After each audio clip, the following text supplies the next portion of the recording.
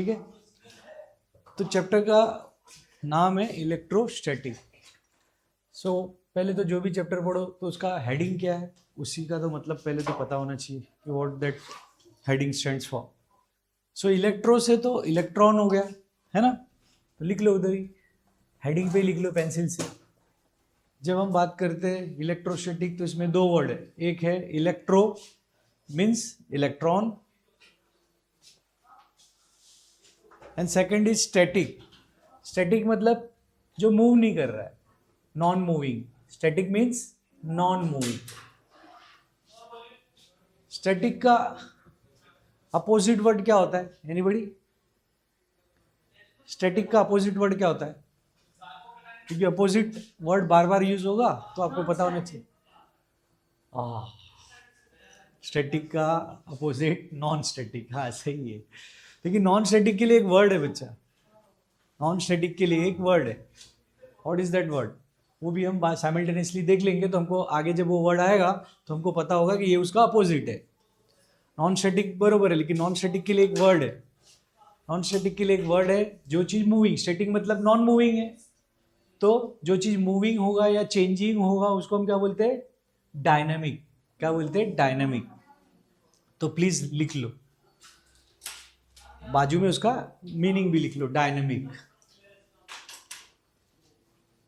तो इलेक्ट्रोस्टैटिक यानी कि इलेक्ट्रॉन है इसमें, और स्टैटिक मीन्स यहां पे इलेक्ट्रॉन मूवमेंट नहीं करेगा, यहां पे इलेक्ट्रॉन मूवमेंट नहीं करेगा। क्लियर है? ठीक। इसके अपोजिट में जो चैप्टर हम लोग पढ़ते हैं वो कौन सा है? इलेक्ट्रिक करंट है।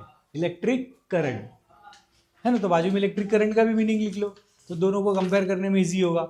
इलेक्ट्रोस्टैटिक वर्सेस इलेक्ट्रिक करंट, है ना, तो कंपेयरिंग करते रहेंगे तो पता चलते रहेगा कि फर्क क्या है। नहीं तो जब इलेक्ट्रोस्टैटिक पढ़ लेते तो पता ही नहीं चलता इलेक्ट्रिक करंट से रिलेशन क्या था। तो इलेक्ट्रोस्टैटिक का versus electric current. Electric current में क्या है? वापस इलेक्ट्रॉन्स है।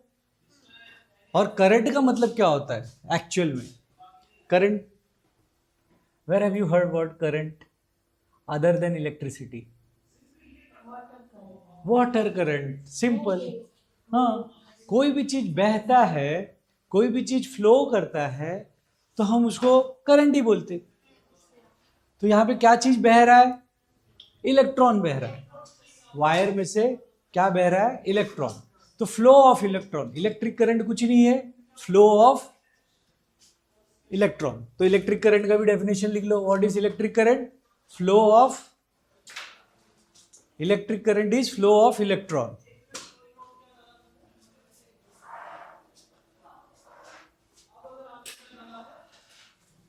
ठीक।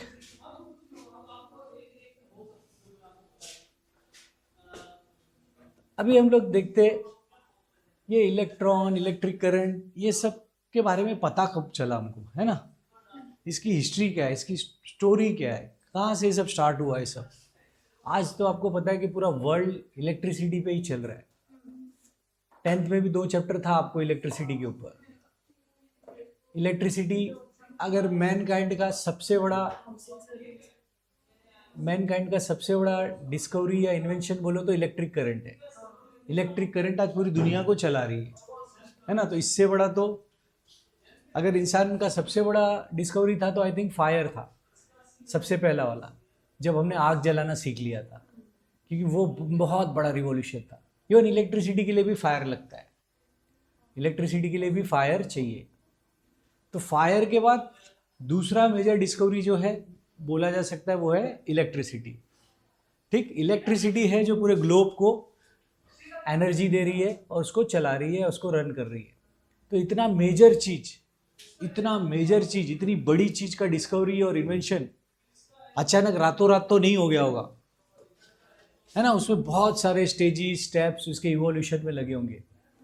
तो 10th स्टैंडर्ड में कुछ आपने पढ़ा था, लेकिन लास्ट टाइम मैंने क्वेश्चन पूछ दिया था तो आप लोगों को नहीं आया था। बेसिक सा क्वेश्चन मैंने पूछा था कि इलेक्ट्रिसिटी जनरेट कैसे होता है, पूछा था, और उसका आंसर भी शायद बताया था। होप आपको याद होगा। कैसे जनरेट होता है इलेक्ट्रिसिटी?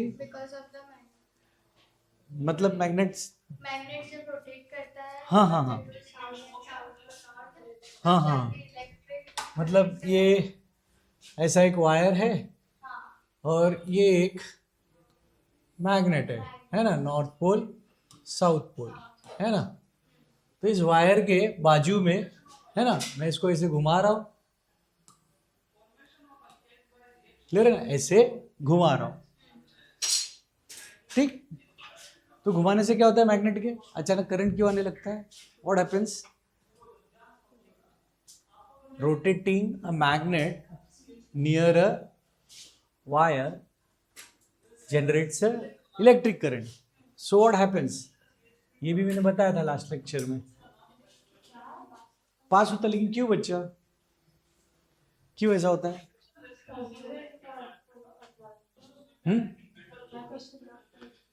क्वेश्चन ये था कि वायर के बाजू में बता दिया इन्होंने कि जनरेट होता है इलेक्ट्रिसिटी बिकॉज हम लोग मैग्नेट घुमाते हैं, लास्ट लेक्चर में मैंने आपको बताया था, आई थिंक 2 लेक्चर पहले। लेकिन अब क्वेश्चन ये आता है कि मैग्नेट घुमाने से वायर में इलेक्ट्रिसिटी आ क्यों जाता है, होता क्या है,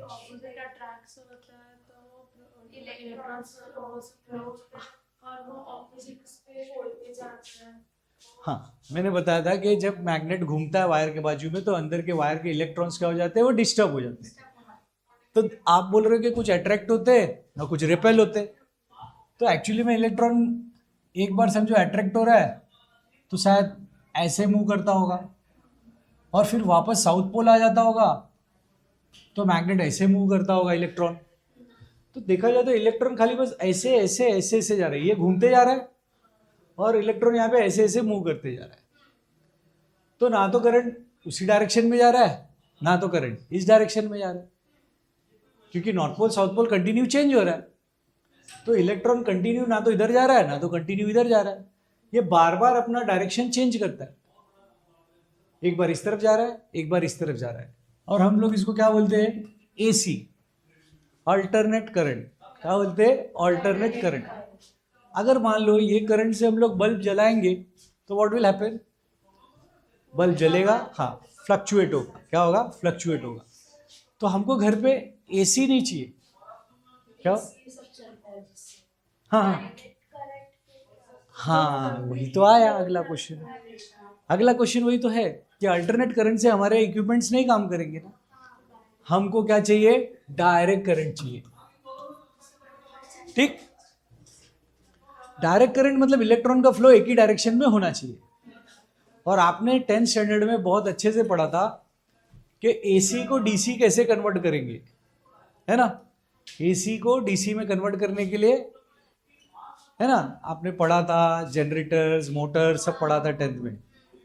तो घर में जो करंट आ रहा है ये वो डीसी है, लेकिन जहां पे जनरेट हो रहा है वो एसी है। तो एसी पहले जब करंट हमने नया नया बनाया था ना तो डीसी से ही सप्लाई कर रहे थे घर पे, डायरेक्ट करंट। लेकिन क्या हुआ ना, डायरेक्ट करंट ज़्यादा दूर तक नहीं ट्रैवल कर सकता है। तो कुछ साइंटिस्ट ने बोला, स्पेशली फराडे ने, कि टेस्ला है, टेस्ला साइंटिस्ट का आपने नाम सुना, उन्होंने बोला एडिशन जो था वो डीसी के फेवर में था और टेस्ला जो था वो एसी के फेवर में था। तो पहले अमेरिका में जब इलेक्ट्रिसिटी सप्लाई स्टार्ट हुआ ना तो डीसी सप्लाई होता था, लेकिन डीसी बहुत शॉर्ट डिस्टेंस तक ही ट्रैवल करता है और बहुत डेंजरस भी था। तो लंबे दूर तक कई किलोमीटर तक ट्रैवल कराना इलेक्ट्रिसिटी के लिए, तो फाइनली बोला गया कि डीसी नहीं, हम लोग एसी में इसको ट्रैवल कराएंगे और बाद में एसी को हम लोग डीसी में कन्वर्ट करेंगे, ठीक है। तो ये तो एसी डीसी है जो आपने पढ़ा था 10th में, ठीक है। अब एक्चुअल है कि ये करंट इंसान को पता कैसे चला, है ना, ये सब के बारे में पता कैसे चला कि ये सब होता है, क्या किसी ने ऐसे ही मैग्नेट घुमा दिया और पैदा हो गया क्या, किसी ने ऐसे ही मैग्नेट घुमा दिया और इलेक्ट्रिसिटी पैदा हो गया, तो क्या मैग्नेट घुमाने के बाद इलेक्ट्रिसिटी पैदा हुआ, तो कहां से इलेक्ट्रिसिटी के बारे में नॉलेज आया। चलो इमेजिन करो, जब हम गुफा में रहते थे, जंगल में रहते थे, तो उस टाइम हमने इलेक्ट्रिसिटी के बारे में कहाँ सुना था, कहाँ देखा था, है ना, हम लोग जंगल से ही बाहर निकले ना सब। कहाँ पे ह्यूमन बीइंग थे, कौन से जंगल में थे, 10th में पढ़े हो। इंसान जब जंगल में रहता था ना, लाइक एप, है ना? हम बंदर थे ना कि हम लोग डायरेक्ट घोड़ा पैदा हो गए, इंसान पैदा हो गए? क्या थे हम लोग पहले? होमोस थे, एप्स थे ना? ठीक है। तो मेरे एरिया में 2 बंदर है, कई साल से देख रहा हूं, वो इंसान नहीं बन रहा है। बंदर से इंसान बनते हैं ना? तो मेरे एरिया में 2 बंदर है, कई साल से मैं देख रहा हूं, वो इंसान नहीं बन रहा है। वो मेरे से बात नहीं कर रहा है, वो मेरी तरह चल नहीं रहा है। तो वो बंदर इंसान कब बनेगा? कितना साल वेट करूं मैं और? हाँ? नहीं बनेगा। क्यों नहीं बनेगा? तो बच्चा, बंदर से ही तो हम लोग इंसान बने ना। हम लोग तो बंदर। हाँ, वेरी गुड। तभी कुछ म्यूटेशन हो गया था और हम ह्यूमन एप से अलग हो गए, ठीक है ना? वो हमारे कजिन है, तब हो गया म्यूटेशन। अब नहीं होने वाला है। जो बन गए एप्स वो एप्स हो गए, जो ह्यूमन बन गए वो ह्यूमन बन गए। जैसे जब अर्थ पे लाइफ आया था, है ना, तो तुमको पता है कि सबसे पहले लाइफ फॉर्म जो बना था वो एक सिर्फ सेल बना था, है ना? वो सेल हमको पता नहीं कि प्लांट था कि एनिमल था, ठीक? आगे चल के उस सेल के अंदर कुछ में क्लोरोप्लास्ट आ गया और कुछ में क्लोरोप्लास्ट नहीं आया। जिस सेल में क्लोरोप्लास्ट आ गया वो प्लांट्स बन गए, और जिसमें क्लोरोप्लास्ट नहीं आया वो एनिमल्स बन गए। तो देखे जाए तो प्लांट भी हमारे कजिन ही है, प्लांट भी हमारे कजिन है ना? तो लास्ट सेल जो कॉमन था, जो ग्रैंड पेरेंट था या ग्रैंड फादर था प्लांट्स का भी और एनिमल का भी एंसिस्टर था, उसको बोलते लूका। क्या बोलते? लूका, लास्ट यूनिवर्सल कॉमन एंसिस्टर। वो प्लांट भी था, वो एनिमल भी था। उसके बाद वहां से वो अलग हो गया। यानी देखा जाए तो प्लांट्स भी हमारे कजिन ही है, ठीक है ना? तो अगली बार प्लांट देखो तो हक करो, हमारे कजिन है, वो हमारे ही भाई बहन, ठीक है? चलो हम लोग आगे डेवलप हुए। उस सेल क्या हुआ, धीरे धीरे डेवलप हुआ, बहुत सारे एनिमल्स बने, उस प्लांट्स बने, स्पीसीज बने, ग्रास से लेके बनियान ट्री तक है, और एनिमल में माइक्रोब से लेके एलिफेंट तक अभी सबसे लार्जेस्ट एनिमल है, ठीक? फिर डायनासोर्स चले गए, मैमल्स आ गए। मैमल्स स्क्विरल के साइज के थे, है ना? स्क्विरल से धीरे धीरे वो लेमूर्स बने, लेमूर से फिर क्या हुआ, चिंपांजी टाइप बने। फिर अचानक खाने की कमी की वजह से ज़मीन पे उतरे, ज़मीन पे उतरने की वजह से क्या हुआ, उनको 2 पैर पे चलना पड़ा। धीरे धीरे वो बॉडी उनका इरेक्ट होते गया। 10th स्टैंडर्ड में आपने सब पढ़ा है। इरेक्ट होते होते उनका 2 हैंड फ्री हो गया। हैंड फ्री हो गया तो उससे वो टूल्स बनाने लगे, है ना? टूल्स बना के वो शिकार करने लग गए, है ना? धीरे धीरे मैन और डेवलप हुआ। फिर ह्यूमन बीइंग के 2 स्पीसीज अर्थ पे थे एक साथ। ह्यूमन बीइंग एक ही नहीं था, 2 ह्यूमन बीइंग के स्पीसीज अर्थ पे थे। एक था निएंडरथल और एक था क्रो-मैग्नन। निएंडरथल यूरोप साइड रह रहे थे, क्रो-मैग्नन एशिया साइड थे। अब ये 2 स्पीसीज अर्थ पे, निएंडरथल, क्रो-मैग्नन, एक दूसरे को तो जानते नहीं थे। धीरे धीरे दोनों एक दूसरे के कांटेक्ट में आए।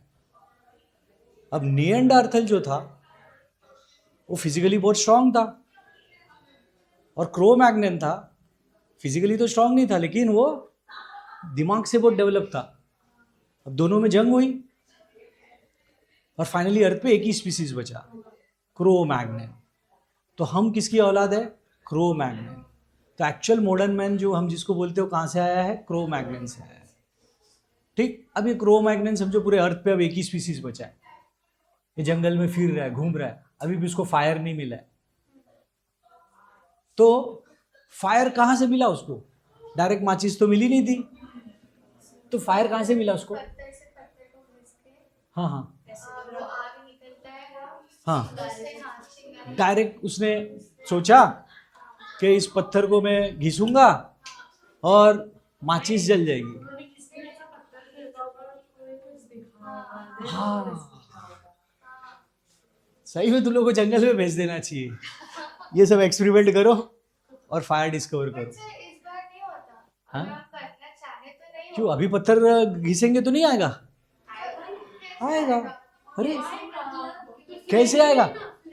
मतलब उस टाइम स्पेशल पत्थर था क्या हमारे पास? नहीं, हम लोग ने जब ये क्लासेस के सर से डिस्कस हाँ, किया था, तो हाँ। क्लासेस के सर ने बोला था क्या बोला? के, हाँ। उन्होंने बोला इस बार मतलब हम जब इस बार ट्राई करेंगे तो नहीं होगा, क्योंकि उस टाइम का पत्थर अलग था। ऐसा कौन कुछ- सर था भाई ये? अर्थ पे जो पत्थर बन गया वो बन गया। अर्थ जब ही ड्राई हो रहा था, आपको पता अर्थ पहले बस क्या था, एक सन से निकला हुआ गैस का बबल था। हम तो सन के ही टुकड़े हैं ना। सन से हम लोग अलग हुए, धीरे धीरे हम लोग क्या हुआ, कूल हुआ, और कूल हो के हम लोग क्या हुआ, सॉलिडिफाइड हुए। पहले ये पूरा अर्थ क्या था, लिक्विड बन गया, गैस से लिक्विड बना, सब जगह लावा लावा था। धीरे धीरे क्या हुआ, लावा आज अर्थ के अंदर चले गया और ऊपर का जो लेयर है वो सूख गया है, जिस पे हम लोग रहते हैं। अभी भी अर्थ के डीप में जाओगे तो आपको लिक्विड ही मिलेगा। क्लियर है? तो पत्थर जो है वो उसी लावा और उसी सबके तबके बने हुए। क्लियर है? तो पत्थर आज भी जाके घर पे मारते रहो, घिसते रहो, चिंगारी उसमें से निकल जाएगा। किसी भी चीज को रगड़ोगे तो फ्रिक्शन उसमें से निकलता है। लेकिन क्या that was the stage when we discovered fire? No, that was not the stage when we discovered. उसके पहले ही फायर इंसान को मिल गया था। कहाँ से मिल गया था? जब वो ऑब्जर्व करता था तो बिजली तो देखो तभी भी कड़कती थी, तभी तो बिजली बहुत कड़कती थी। बिजली थंडर स्टॉर्म बहुत होते थे। तो ये बिजली कड़कती है ना, तो कभी कभी नीचे भी गिर जाती है, मतलब नीचे आ जाता है उसका इफेक्ट। तो नीचे अगर कोई उसको ड्राई ट्री लीव्स कुछ मिलेगा तो क्या हो जाएगा, वो फायर बढ़ जाएगा। तो इंसान का पहला इंट्रोडक्शन जो फायर से हुआ ना, that was because of thunder storm. और थंडर स्टॉर्म को आज भी हम लोग देखो क्या बोलते हैं, बिजली ही बोलते हैं। बिजली का कड़कना, बिजली का कड़कना। बंद करूँ क्या ऐसी?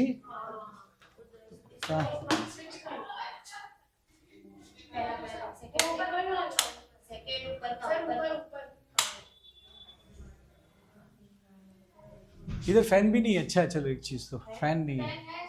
हाँ, ओ मेरे लिए स्पेशल है। ठीक है। तो देखो, पहले इंसान बिजली देखा लेकिन उसको कुछ नहीं मालूम था। बिजली कड़कती थी, वो डर जाता था, उसको लगता था कि गॉड का कोई, उस टाइम जिसको भी वो मानता था उसको लगता था गॉड का कोई गुस्सा है या कुछ है, और वो फिर वो जमीन पे गिरता था और कहीं ना कहीं आग लग जाता था। जब ये आग लग जाता था तो इंसान उस टाइम जो गुफे में रहता था, जंगल में रहता था, तो पहले डरता था और डर के फिर क्या हो जाता था, भाग जाता था। क्लियर है? धीरे धीरे उसने क्या देखा कि ये फायर की वजह से यार, इससे तो लाइट पैदा होता है और हीट पैदा होता है, तो ठंडी के टाइम में तो ये हेल्प करेगा हीट देने में, और अंधेरे में ये काम करेगा लाइट देने में। तो उसने क्या किया, वो जलती हुई लकड़ी को उठाया उसमें से डरते डरते और उसको अपने गुफा में लेके गया। अब ऐसी उसकी आदत हो गई थी, जलती हुई लकड़ी कहीं होती थी वो ले जाता था अपने गुफा में रखता था, फिर उस जलती हुई लकड़ी से दूसरी लकड़ी जलाता था और वो कंटिन्यू एक अपने गुफा में लाइट रखता था, क्योंकि उसको दो तीन फायदा हो रहा था। एक तो गुफा में उजाला मिल रहा था और ठंडी में उसको हीट मिल रहा था। अभी भी वो शिकार कर रहा है और कच्चा खाना खा रहा है। ऐसे कच्चा खाना खाते खाते क्या हो गया रहेगा, कोई खाना आग में गिर गया रहेगा, आग में गिरने की वजह से क्या हो गया रहेगा, वो पक गया रहेगा। और जब वो पका हुआ उसने मांस या जो भी फूड रहा रहेगा वो खाया रहेगा, तो उसने देखा रहेगा ये तो बहुत ईजी है खाने में। कच्चा मांस के बदले पका हुआ मांस या पका हुआ फूड खाना तो बहुत ईजी हो गया है, और वो डाइजेस्ट भी फटाक से हो रहा है। तो उसने क्या किया, बोला यार ये फायर में तो मैं खाना पका के भी खा सकता हूँ। अब उसने क्या किया, फायर को यूज किया, कुकिंग के लिए स्टार्ट कर दिया, है ना। तो फायर का उसने क्या किया, मल्टीपर्पज यूज करना स्टार्ट कर दिया। ठीक, तो देखो इंट्रोडक्शन तो बिजली से हुआ, फिर फायर पे आ गया। अभी उसको कहाँ से एनर्जी मिल रही है, फायर से ही एनर्जी मिल रही है। क्लियर है? ठीक, अब इलेक्ट्रिसिटी का इंट्रोडक्शन तो हो चुका है, लेकिन उसको नॉलेज कुछ नहीं है अभी भी उसके बारे में। फिर उसका एक्सपीरियंस कहाँ कहाँ से आ रहा है उसको, इलेक्ट्रिसिटी, अभी भी गुफा में रह रहा है। अभी आपको पता है कुछ जानवर है ना, वो करंट मारते, कुछ एनिमल करंट मारते, पता है आपको? फिश, हाँ, एक फिश है ईल, जो बहुत तगड़ा झटका मारता है, करंट मारता है।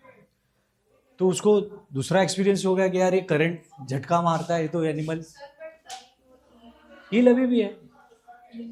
इतना डेंजरस है कि क्रोकोडाइल अगर खावे तो क्रोकोडाइल को झटका मारता है, क्रोकोडाइल तक मर सकता है, इतना उसमें शॉक है। तो वहां तक आ गए। अब उनका बॉडी है बच्चा, अब उनके बॉडी में वैसे नेचर ने कुछ बनाया है, ठीक है,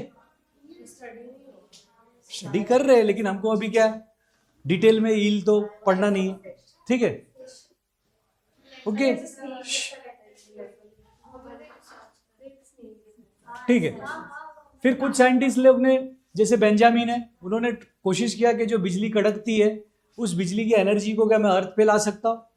उन्होंने पतंग उड़ाया, पतंग में मेटलिक वायर यूज किया कि शायद वो बिजली को टच करके करंट को नीचे जमीन पे ला सके, लेकिन ऐसा कुछ हुआ नहीं।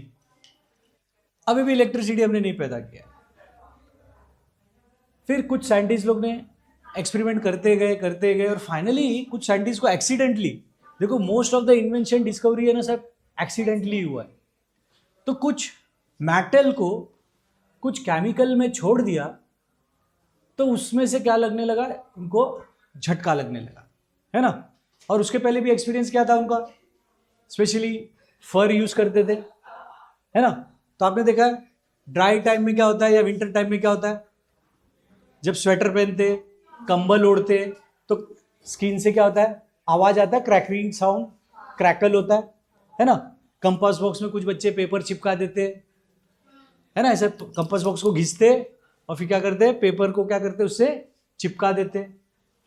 फिर कुछ रॉड्स हैं, कुछ अलग अलग मटेरियल है, उसको हम जब रब करते तो उसके अंदर कुछ पावर आ जाता है ऐसा अट्रैक्ट करने का। हाँ देखो करके दिखाओ, देखो ये बच्ची कर रही है, हाँ ये देखो देखो देखो देखो, अब भी एक्सपेरिमेंट कर दिया उसने, क्या बात है।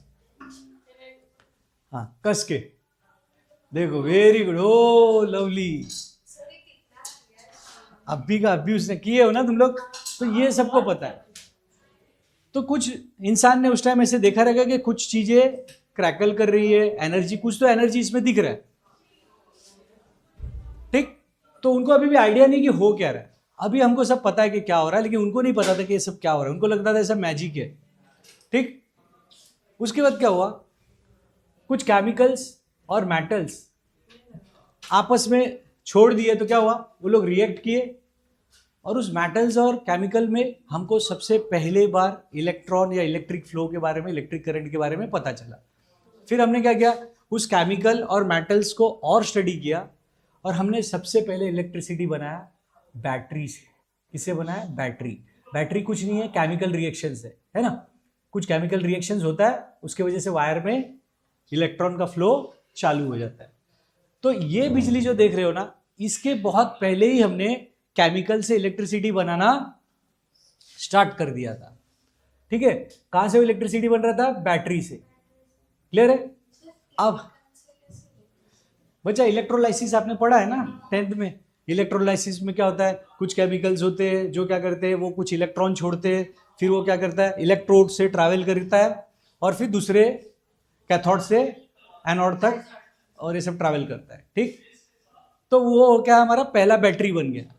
तो बैटरी से इलेक्ट्रिसिटी पैदा करना हमने स्टार्ट कर दिया, क्लियर है। अभी भी हमने ये इलेक्ट्रिसिटी तक नहीं पहुंचे हम लोग, ठीक। फिर आपके एक साइंटिस्ट का नाम है, बुक में दिया है शायद कि नहीं दिया है पता नहीं, 10th में दिया है, ऑस्ट्रेट करके कुछ साइंटिस्ट का नाम है, ठीक है, हाँ ठीक, हेनरी, हाँ नहीं शायद दिया तो 10th में दिया रहेगा, ठीक है, ठीक। तो ये साइंटिस्ट क्या कर रहा था, लैब में है ना, वायर में से करंट ट्रैवल कर रहा था और वो उसको ऑब्जर्व कर रहा था। तो उसने देखा लैब में दूर एक कंपास बॉक्स पड़ा था, वो कंपास बॉक्स के जो मैग्नेटिक नीडल है वो क्या कर रहे हैं, मूव कर रहे। जब जब वो बैटरी लगाता था, जब जब इलेक्ट्रॉन फ्लो करता था, तो दूर वो देखता था कि कंपास बॉक्स के नीडल में मूवमेंट हो रहा है। तो पहले वो एक्सप्लेन नहीं कर पा रहा था कि इसको ये हो क्या रहा है, उसको लगा शायद वही आप लोग के हिसाब से कोई भूत है, क्या भूत है। तो अभी क्या सोची, अभी क्या सुधा नहीं बच्चा, जब उसको पता ही नहीं है कि कंपास बॉक्स क्यों हिल रहा है अचानक, तो उसने सोचा शायद कोई और क्या क्या है, एनर्जी, डार्क एनर्जी, क्या क्या एनर्जी सब बोला था ना, पैरानॉर्मल एक्टिविटी, हाँ उसको लगा पैरानॉर्मल एक्टिविटी हो रहा है, ब्लैक, हाँ कोई ब्लैक मैजिक हो रहा है, कुछ तो हो रहा है, और ये घूम रहा है मेरे लैब के ऊपर, किसी ने ब्लैक मैजिक कर दिया। तो बहुत सारे साइंटिस्ट से उसने ऐसे ही बोला, ठीक, इनसे बात किया तो ये बोले पैरानॉर्मल एक्टिविटी है, किसी ने बोला ब्लैक मैजिक है, किसी ने बोला ये सब है, ठीक है, आए थे पिछले जन्म में मिलने आए थे सब, ठीक है।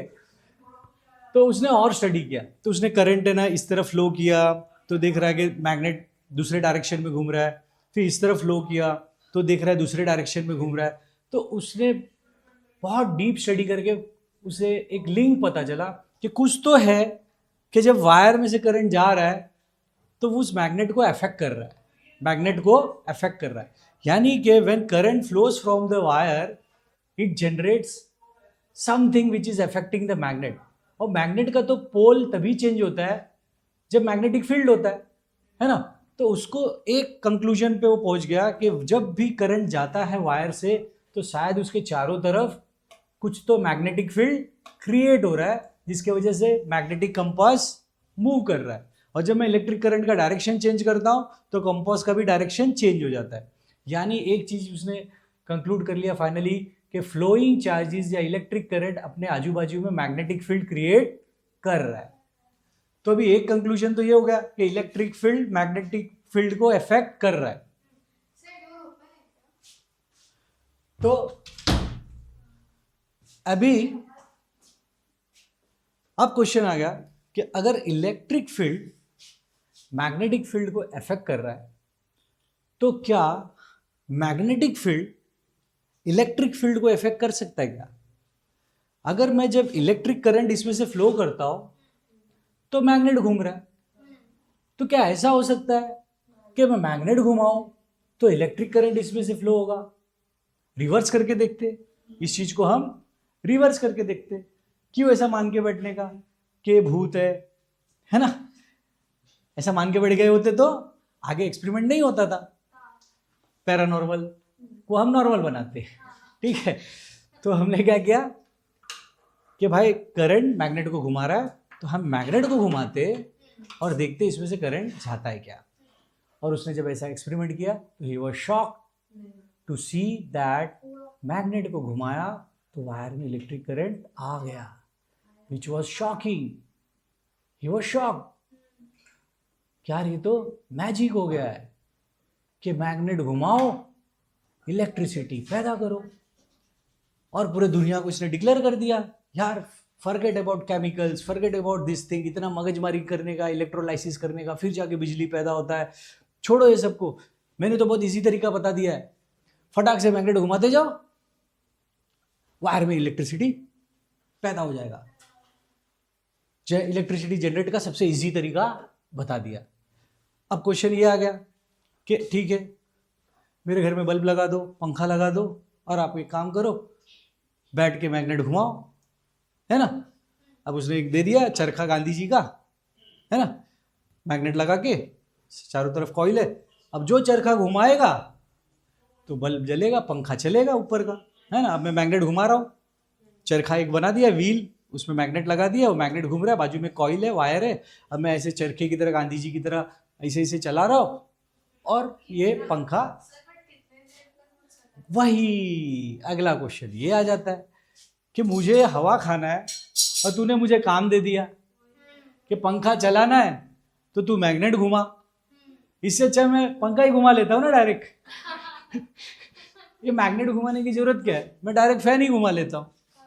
तो कुछ लोग आ गए उसको बोलने के लिए, भाई ये तेरा जो डिस्कवरी है ठीक है, अच्छा है, लेकिन कुछ जम नहीं रहा है, काम नहीं हो रहा है ना, घुमाने कौन बैठेगा इतना देर, ठीक।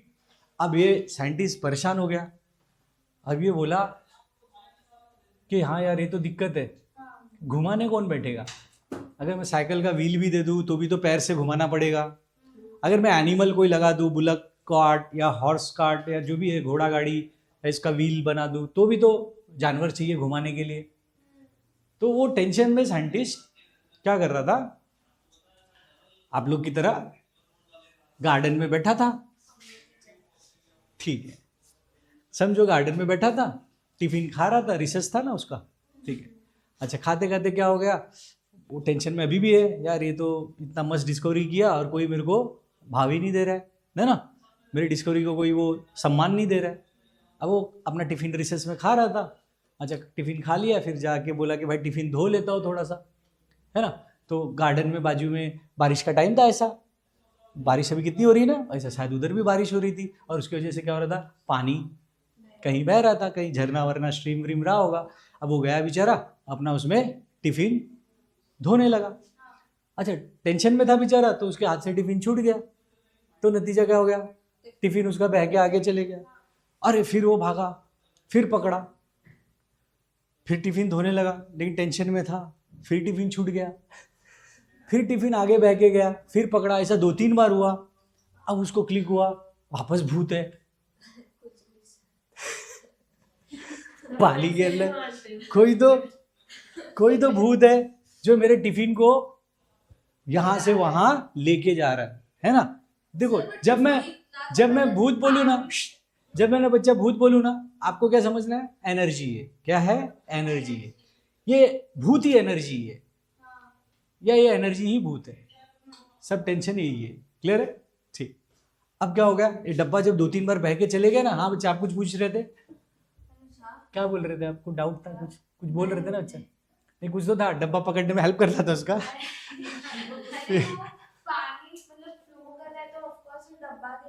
हाँ वही तो, ये साइंटिस्ट लोग पागल होते, इनको है ना बेसिक चीज भी नहीं मालूम रहता है। देखो ना, न्यूटन पेड़ के नीचे बैठ के बोलता है एप्पल गिर रहा है, पागल था ना, ये तो सबको पता है एप्पल गिरेगा पेड़ पे से, वो पागल है, लेकिन वो सोचते रहा, उसी पे सोचते रहा, और फाइनली ग्रेविटी डिस्कवर कर दिया, जो आज हमको पढ़ना पड़ रहा है ना। एप्पल गिर रहा है, इसमें कौन सी बड़ी बात है, नीचे गिरेगा ना, नीचे से ऊपर गया होता, नीचे से ऊपर गया होता, तब मैं बोलती थी कि भूत, ठीक है, लेकिन ऊपर से नीचे आया तो इसमें भूत का क्या काम है ना, ठीक है। तो देखो, डब्बा ऐसा पानी में जो बह के जा रहा है, तो उसने एक चीज ऑब्जर्व किया, उसने क्या ऑब्जर्व किया कि यार ये पानी जो है, इसके अंदर कुछ तो है जो मेरे डब्बे को ये बहा के लेके जा रहा है, कुछ तो इसमें फोर्स या एनर्जी है। तो क्या जब ये मेरे डब्बे को बहा के लेके जा रहा है ऐसा, है ना, तो क्या इस फोर्स को मैं यूज कर सकता हूँ क्या अपने एक्सपेरिमेंट में। वो वापस उसी गार्डन में आया, वापस उसी पानी के किनारे बैठा, सोचता रहा, फाइनली उसने क्या किया, वो बोला मैं ना, ये जो वाटर फ्लो हो रहा है ना, ऐसे, है ना, मैं क्या करता हूं, इसके अंदर है ना ऐसा एक फैन लगा देता हूं, ये पानी बहेगा तो ये फैन घूमेगा, और इस फैन के इस तरफ मैं एक मैग्नेट लगा देता हूं, ठीक, नॉर्थ पोल साउथ पोल, इस मैग्नेट के इधर में वायर लगा दिया, है ना। अब पानी बहेगा तो फैन घूमेगा, फैन घूमेगा तो मैग्नेट घूमेगा तो इलेक्ट्रिसिटी पैदा हो गया। अब किसी को घुमाने की जरूरत ही नहीं है। बहुत बड़ा डिस्कवरी देखो, मजाक में कर लिया उसने, है ना। तो देखो, साइंटिस्ट लोग छोटी छोटी चीजों को क्योंकि ऑब्जर्व करते और वो बड़े बड़े कारनामे कर देते। तो as a science student, learn to observe every phenomena. बस भूत बोल के छोड़ मत दो, है ना, कि भाई हाँ ये होता होगा, भूत भी कोई करता नहीं, उसके पीछे जाओ, उसके अंदर डीपली जाओ, ये कैसे हो रहा है। एक मामूली सी चीज था, मामूली सी बात थी जो सबको पता था, लेकिन उसको उसने कितना बड़ा कन्वर्ट कर दिया एक डिस्कवरी में। आज पूरे दुनिया भर में आपको पता है इलेक्ट्रिसिटी कैसे जनरेट किया जा रहा है, लेकिन कुछ मूर्ख है जो कॉमन लोग है, लेमैन है, वो क्या बोलते हैं, बिजली पानी से पैदा होता है, पानी से पैदा हो रहा है, पानी में से बिजली निकल रहा है। नहीं, बस हम क्या कर रहे हैं, वाटर के फ्लो को यूज कर रहे हैं। इस फैन को हम क्या बोलते हैं, टरबाइन, है ना, टरबाइन मूव करता है और उससे ये मैग्नेट मूव करता है, और ये मैग्नेट मूव कहाँ करता है, जनरेटर में, है ना। तो जनरेटर में मैग्नेट घूम रहा है और घुमा कौन रहा है? पानी, ठीक है ना। अभी कुछ लोगों ने क्या बोला, सर हमारे एरिया में, हमारे कंट्री में ऐसा बहने वाला पानी नहीं है, ऐसा झरना नहीं है, ऐसा स्प्रिंग वाटर नहीं है, इतना फ्लो में पानी नहीं बह रहा है, तो हमारा तो पंखा नहीं घूम रहा है। हम भी डाले, पंखा नहीं घूम रहा है हमारे पास, हमारे नदी में तो पानी में इतना फ्लो नहीं है, सिर्फ बारिश में आता है। तो ये साइंटिस्ट भी सोचने लगा, यार अभी क्या करूं, फिर टेंशन आ गया। अब उसने क्या किया, बोला ठीक है आपका पानी में फ्लो नहीं है ना, पानी स्लो जा रहा है ना, कोई बात नहीं, आप क्या करो, इसके ऊपर है ना डैम बना दो। क्या बना दो? डैम। जब आप डैम बनाओगे ना तो इधर पानी रुक जाएगा, इधर पानी रुक जाएगा। जब इधर पानी बहुत रुक जाएगा ना तो आप क्या करो, इस डैम के अंदर ऐसे होल बना दो, और जब डैम के अंदर ऐसे होल बन जाएगा तो इसमें से पानी बहुत फोर्स में जाएगा। अब इस होल के पास आप ये टरबाइन रख दो, अब ये होल में से पानी ऐसे गिरेगा, फैन को चलाएगा, आपका टरबाइन घूम गया, आपका जनरेटर घूम गया। ये सब कहाँ हो रहा है? आज दुनिया भर में जो भी डैम बने इलेक्ट्रिसिटी सप्लाई करने के लिए, सब जगह ऐसा ही टेक्नोलॉजी यूज हो रहा है। हाँ बट कुछ इसकी हाँ। वजह से ना जो विलेजेस वहाँ पे रहते हैं हाँ। उनको भी तो नुकसान होता होगा, और प्लस हाँ। वहाँ पे जो रहते हाँ। हैं वही ड्राइव से अंदर बंद कर देते सारा इलेक्ट्रिसिटी, सर, बट नुकसान स्विच ऑफ कर देवे सब। अभी बंद कर दूं, लाइट वीट सब बंद कर दूं, चलेगा? क्योंकि हमको उनका टेंशन है, गांव वाले लोग का, आपको टेंशन है। बट होता है ना। अरे होता तो यार रोड बनाने से भी है। आपने एक रोड भी बनाया तो कितने पेड़ को काट डाला। दुनिया में जितने भी रोड बने, रेलवे बने, ब्रिज बने, सब बने, तो सब आप ह्यूमन बीइंग अर्थ पे हो, उसी से एनवायरनमेंट नुकसान हो गया है। व्हाई डोंट यू लीव अर्थ? करोगे लीव अर्थ? क्योंकि 800 करोड़ इंसान हो चुका है अर्थ पे। अर्थ के पास अब इतना रिसोर्सेज नहीं है कि सबका पेट भर सके। इंडिया जब भी आज़ाद हुआ था, our population was 40 crore, now it is 140 crore. 100 crore extra Indian आ गए। ऐसे हर जगह पॉपुलेशन बढ़ा है। तो सबको रोटी कपड़ा मकान चाहिए, उसके लिए ज़मीन चाहिए, फार्म लैंड चाहिए, रिसोर्सेज चाहिए। अर्थ पे इतने रिसोर्सेज धीरे धीरे कम हो रहे, तो क्या इंसान अपनी ज़रूरत को छोड़ देगा? नहीं छोड़ेगा। आज किसी को बोल दो कि लाइट बंद कर दो, पंखा बंद कर दो, कर रहा है? नहीं कर रहा। प्लास्टिक यूज़ करने को तो कितना मना किया जाता है, फिर भी सब यूज़ कर रहे हैं ना। सर, विलेजेस को मतलब क्या? हाँ, विलेजेस को जो होता है वो डैम जब बनता है, हाँ, तो जो आजू बाजू के जो एरिया होते हैं ना, विलेजेस होते हैं, उनको शिफ्ट किया जाता है, शिफ्ट करके कहीं पे और सेटल कराया जाता है। क्योंकि देखो किसी भी नेशन के प्रोग्रेस के लिए इलेक्ट्रिसिटी बहुत ज़रूरी है। तो हम बस कुछ विलेजेस के लिए सोच के वहाँ पे डैम ना बनावे तो देश में इलेक्ट्रिसिटी नहीं आएगा, देश का कोई प्रोग्रेस नहीं होगा। और जब भी प्रोग्रेस और डेवलपमेंट होगा तो कुछ ना कुछ डिस्ट्रक्शन तो होगा ही होगा। Without destruction there can not be development. कुछ तो आपको नुकसान। आप खेती भी करने जाते हो तो जंगल को साफ करते हो। अगर हमारा एंसिस्टर ने बोला था खेती नहीं करना तो जंगल में शिकारी करते रह जाते थे, क्योंकि जब एक फार्मलैंड बनाना है तो आपको जंगल को साफ करना पड़ता है ना। आपने क्या मतलब कितने माउंटेन्स को फ्लैट कर दिए, कितने फॉरेस्ट को हटा दिए। तो डेवलपमेंट का तो ये कुर्बानी है, ये त्याग है, सेक्रीफाइस है। डेवलपमेंट होगा तो ये सेक्रीफाइस करना ही पड़ेगा। अभी दुबई देख रहे हो, दुबई सिटी पूरा रेगिस्तान में एक सिटी बना दिया है, बुर्ज खलीफा वर्ल्ड का टॉलेस्ट बिल्डिंग। तो कुछ तो डिस्ट्रक्शन होगा तभी तो डेवलपमेंट होगा, ठीक है। अब यहाँ पे हो गया कि आपके वहाँ वाटर फ्लो हो रहा है तो टरबाइन डाल दो, वाटर फ्लो नहीं हो रहा है तो डैम बना दो। तो ध्यान से सुनना, फिर ये सब जब भी आएगा, क्योंकि मैं नहीं चाहता हूँ मेरे बच्चे बेवकूफ़ की तरह सिर्फ पढ़ तो लिए चैप्टर, नॉलेज कुछ भी नहीं है। इसलिए एकदम बेसिक से तुमको सिखा रहा हूँ कि अगली बार इलेक्ट्रिसिटी से तुमको प्यार हो जाए। साइंस में मैंने बोला है ना, इलेक्ट्रिसिटी सबसे इंपॉर्टेंट चैप्टर है। तो जब किसी चीज़ की हिस्ट्री, ज्योग्राफी सब पता होता है ना, तो उसमें इंटरेस्ट भी अच्छे खासे आ जाता है कि यार कैसे देखो इवॉल्व हो रहा है इलेक्ट्रिसिटी। ऐसे ही डायरेक्ट नहीं आ गया कि मैं बटन दबा दी और सब काम हो गया। तो फर्स्ट स्टेज क्या था, केमिकल से हमने बनाया इलेक्ट्रिसिटी। फिर हमने देखा वायर में इलेक्ट्रिसिटी जाता है तो मैग्नेट को इफेक्ट कर रहा है, तो हमने मैग्नेट को घुमा के इलेक्ट्रिसिटी क्रिएट कर लिया। अब अगला क्वेश्चन आ गया, मैग्नेट को कैसे घुमाएं? तो हमने फ्लोइंग वाटर का करंट, तो वाटर के करंट से इलेक्ट्रिक करंट बना। याद रखना दोनों का लिंक, वाटर करंट से इलेक्ट्रिक करंट बन गया। फिर टेंशन आ गया कि वाटर में फ्लो नहीं होगा तो क्या करेंगे, तो हमने डैम बना लिया, दो ये भी काम हो गया। अब अगला क्वेश्चन आ गया, सर हमारे गांव में, हमारे देश में, हमारे एरिया में तो नदी ही नहीं है, तो डैम कहाँ बना है बच्चा? लेकिन आर्टिफिशियल डैम के लिए ठीक है, थोड़ा सा क्वेश्चन सही है। आर्टिफिशियल डैम का मतलब क्या हो गया? तालाब। आप खड्डा खोदो, तालाब करो, तालाब बना लो, तालाब में पानी जमा कर लो। लेकिन अब उस पानी से मैं कैसे इलेक्ट्रिसिटी पैदा करूं, क्योंकि वो तो मूव नहीं कर रहा है। अब वो मूव नहीं करेगा तो क्या होगा? टरबाइन नहीं मूव करेगा। तो फिर हमने क्या किया, हमने किया कि बोला कि भाई आप पानी ले लो, एक बड़ा सा कंटेनर में पानी ले लो, ठीक, इसमें पानी भर दिया हमने, ठीक है, वाटर भर दिया, और हमने क्या किया, इसके नीचे फायर लगा दिया,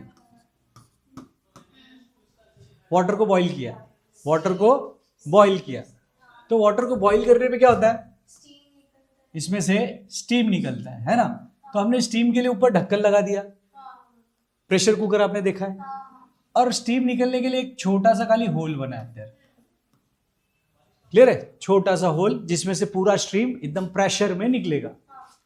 जब ये स्टीम प्रेशर में निकलेगा, मैं यहां पे अपना क्या कर देता हूं, हाँ, अपना टरबाइन लगा दिया। हाँ, फिर प्रेशर कुकर देखते ना कितना फास्ट प्रेशर निकलता है, और पूरा ट्रेन चलता है उससे, तो स्टीम इंजन, स्टीम से तो पूरा ट्रेन चलता है, कितना पावर होता है उसके अंदर। तो हमने स्टीम निकाला और स्टीम से टरबाइन चला दिया। अब जिसके पास लकड़ी है वो लकड़ी जला के पानी गर्म करो, इसको हम क्या बोलते हैं? बॉयलर, ठीक। लकड़ी है आपके पास, लकड़ी जला के पानी गर्म करो। आपके पास अगर कोल है, कोल जमा करो। इंडिया में सबसे ज्यादा कोल है, तो 60% हमारी इलेक्ट्रिसिटी कोल से ही पैदा होता है। तो याद रखना, जब कोई बोले कोल से पैदा होता है तो इसका मतलब एक्चुअल रीजन क्या है? कोल बस यूज हो रहा है पानी को बॉईल करने में, डायरेक्ट कोयले से बिजली नहीं निकल गई, ठीक। इंडिया के पास कोल है, दुबई है, सऊदी अरेबिया है, उनके पास कोल नहीं है, उनके पास क्या है? पेट्रोल है, पेट्रोल है, डीजल है, केरोसिन है, उससे बॉईल करो। किसी के पास गैस है, आपके घर पे गैस है ना, गैस सिलेंडर, उससे भी तो पानी गर्म कर सकते हो। तो जिस कंट्री, जैसे समझो ईरान है, ईरान के पास बहुत गैस है, तो गैस से पानी गर्म करेगा। तो जब कोई बोलता है कि पेट्रोल से बिजली बनता है, कोल से बनता है, गैस से बनता है, वाटर से बनता है, तो वो सिर्फ एक जनरल स्टेटमेंट दे रहा है। लेकिन एज ए साइंस स्टूडेंट आपको पता है ना चाहिए कि एक्चुअली में कैसे पैदा हो रहा है। जब कोई बोले पानी से पैदा हो रहा है, तो भाई पानी के मूवमेंट को यूज किया जा रहा है, काइनेटिक एनर्जी को हम यूज कर रहे हैं। जब कोई बोलता है कोल से इलेक्ट्रिसिटी पैदा हो रहा है, तो आपको पता होना चाहिए कि एक्चुअली में कोल, पेट्रोल, गैस सब यूज हो रहा है सिर्फ वाटर को बॉईल करने के लिए। कि बॉईल करके स्टीम निकलेगा, स्टीम से टरबाइन घूमेगा, और टरबाइन से हमारा मैग्नेट घूमेगा। तो अल्टीमेट तो मैग्नेट ही घुमाना है। अच्छा, कुछ लोगों ने बोला सर मेरे पास कोल भी नहीं है, पेट्रोल भी नहीं है, गैस भी नहीं है, डीजल भी नहीं है, तो कोई है ही नहीं मेरे पास फॉसिल फ्यूल। तो उनको क्या बोला गया, आप है ना इसके नीचे ना बॉम्ब फोड़ो। क्या करो? हाँ, एटम बॉम्ब फोड़ दो, न्यूक्लियर बॉम्ब फोड़ दो। हाँ बस, हाँ, जो जापान पे फोड़ा था ना, जिसमें करोड़ों लोग मर गए थे। तो अब एटम बॉम्ब तो बहुत पावरफुल होता है, तो उनको बोला गया आप जो एटम बॉम्ब है ना, या न्यूक्लियर बॉम्ब है ना, उसको बहुत माइन्यूट स्मॉल क्वांटिटी में, है ना, इधर धीरे धीरे ब्लास्ट करो, कंट्रोल्ड वे में, ताकि हमारा पानी गर्म हो जाए। हाँ, क्योंकि उसमें से तो बहुत एनर्जी निकलती है, उसमें से तो बहुत हीट निकलता है। तो हम जब कंट्रोल्ड वे में न्यूक्लियर एक्सप्लोजन करते हैं पानी को गर्म करने के लिए, और उससे बिजली पैदा होती है, तो हम क्या बोलते हैं? ये न्यूक्लियर एनर्जी है ना। एटॉमिक प्लांट आपने पढ़ा है 10th में, एटॉमिक प्लांट, न्यूक्लियर प्लांट। तो यहाँ पे भी वही हो रहा है, ब्लास्ट कर रहे, पानी गर्म कर रहे, स्टीम निकाल रहे, टरबाइन को घुमा रहे।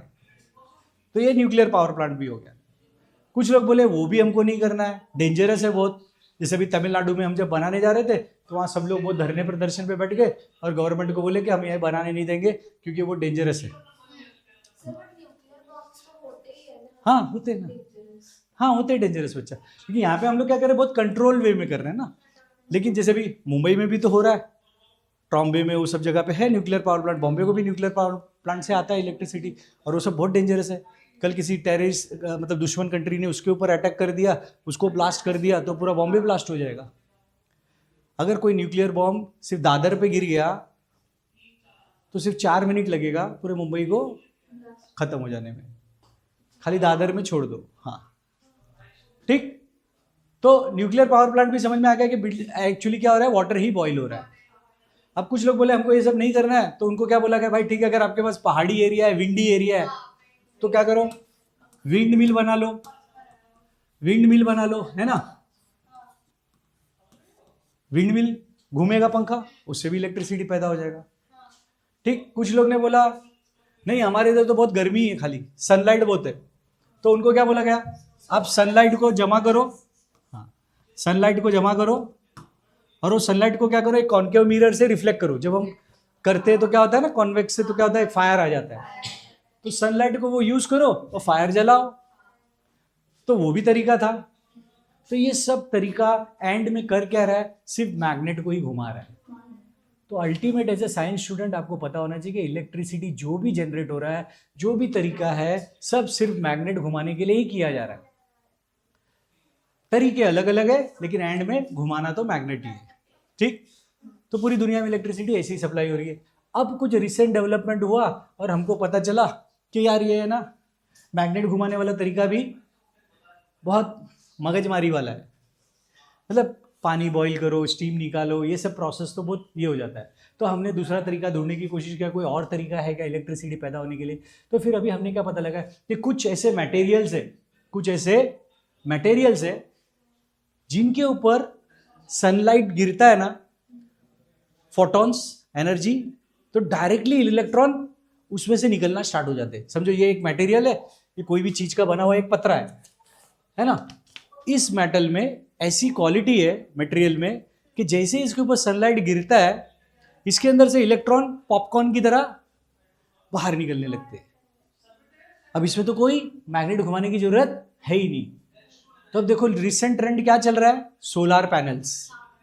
छत पे हर जगह जहां पे भी सनलाइट है, सोलार पैनल लगाओ, सनलाइट आएगा, सनलाइट क्या करेगा, इसमें अपनी एनर्जी देगा और इसमें से फोटोन निकलना चालू हो जाता है, इलेक्ट्रॉन्स। और इलेक्ट्रॉन अगर पॉपकॉर्न की तरह निकलना चालू हो गया तो इलेक्ट्रॉन को एक रास्ता दे दो जाने का, आपको आपका करंट मिल गया। तो जो रिसेंट ट्रेंड चल रहा है वो बता देना बच्चा, वो एक स्पेशल टाइप का मटेरियल है जिसमें सनलाइट गिरते ही उसमें से इलेक्ट्रॉन, वो बहुत सेंसिटिव होता है, वो मटेरियल बहुत सेंसिटिव होता है, वो सन के लाइट ही उसके लिए इनफ है। हाँ, वो बच्चा वो तो टेक्निकल तरीका है, ठीक है ना। अब बस यहाँ पे तुम इतना याद रखो, एक स्पेशल टाइप का मटेरियल होता है जो सनलाइट की एनर्जी है, जो फोटोन होता है, वो जब इस पे गिरता है तो वो एनर्जी को एब्जॉर्ब कर लेता है और नतीजा क्या होता है, वो एनर्जी की वजह से इलेक्ट्रॉन बाहर निकल लेते हैं। जब इलेक्ट्रॉन बाहर जाने का हम एक रास्ता दे देते हैं, वो वायर के वहां से करंट जाना स्टार्ट हो जाता है। तो आज के तारीख में सबसे सेफ है, कोई प्रॉब्लम नहीं है इसमें, कोई पोल्यूशन नहीं है। ये सब जलाओगे तो क्या होगा, पोल्यूशन होगा। चाहे आप कोयला जलाओ, पेट्रोल जलाओ, डीजल जलाओ। हाँ हाँ, ये एक बात है कि सोलर पैनल जो है, क्योंकि ये जो मटेरियल है वो एक्सपेंसिव है, तो इसके लिए गवर्नमेंट ने क्या किया, आपको लोन फैसिलिटी दे रही है और प्लस डिस्काउंट भी दे रही है। तो मतलब जो चीज़ 10,000 का होगा वो गवर्नमेंट क्या कर रही है, आपको 2-3 हज़ार में ही देने के लिए तैयार है। क्या कर सकते हैं, वापस भी खरीद सकते हैं। हाँ, आपके पास ज़्यादा है, एक्सेस है, तो आप सप्लाई कर दो। तो जिसके पास भी टेरेस है, सनलाइट अवेलेबल है, आजकल रेलवे स्टेशन भी हर जगह पे सोलर पैनल ही लगाया जा रहा है। तो गवर्नमेंट बहुत प्रमोट कर रही है कि इलेक्ट्रिक व्हीकल यूज़ करो और सोलर पैनल यूज़ करो। क्लियर है?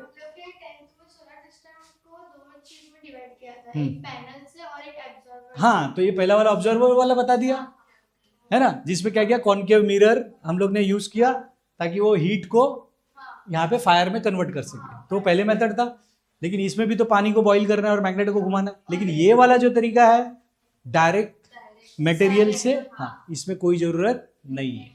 क्लियर है?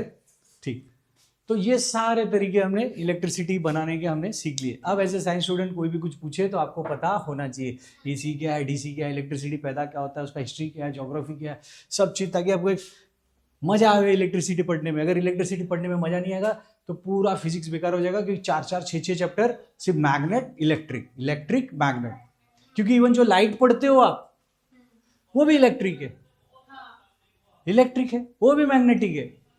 आपके आसपास जो भी चीज है, मोबाइल चल रहा है, टीवी चल रहा है, सब जगह पे इलेक्ट्रिक और मैग्नेटिक इफेक्ट ही है।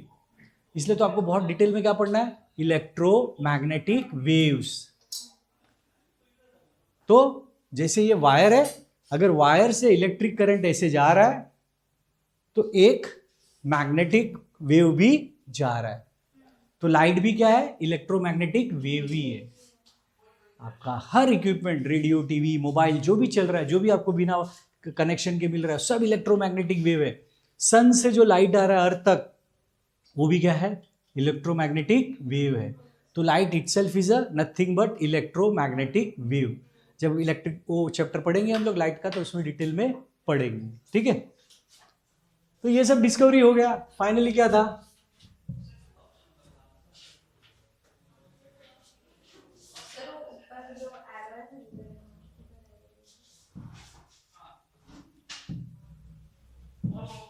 ठीक, तो इतना डिटेल में इलेक्ट्रिसिटी पढ़ा, प्लीज भूलना नहीं है, ठीक।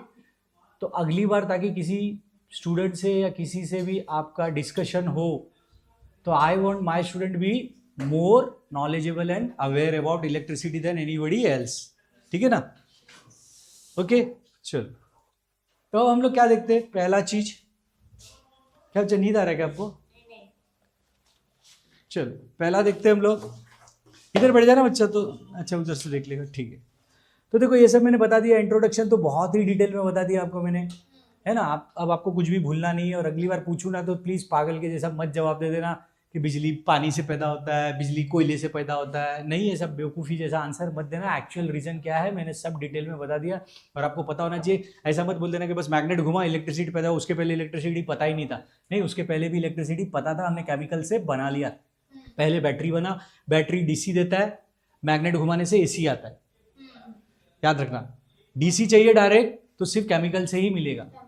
तो जब बैटरी लगाते हो वायर में तो डीसी मिलता है, लेकिन जब मैग्नेट घुमाने से मिलेगा वो एसी ही मिलेगा, क्योंकि मैग्नेट बार बार घूम रहा है तो इलेक्ट्रॉन एक बार कंफ्यूज हो जाता है, इधर जाओ कि इधर जाओ, कंफ्यूज है ना वो। तो एक बार वो इधर जाता है, एक बार इधर जाता है, क्योंकि मैग्नेट ऐसे ऐसे घूम रहा है। बस अब हमने उसमें और दिमाग लगाया, और हमने क्या किया कि जब वो ऐसे भी जा रहा है तो भी हम उसको एक ही डायरेक्शन में पुश कर रहे, डायोड लगाते। वो अगला 12th में आएगा आपको कि कैसे एसी को डीसी में कन्वर्ट किया जाता है, कि जब वो ऐसे जाता है या ऐसे जाता है, दोनों मूवमेंट को हमने यूज कर लिया एक ही डायरेक्शन में जाने के लिए। Conversion of AC to DC वो 12th में आएगा आपको, क्लियर है, ठीक।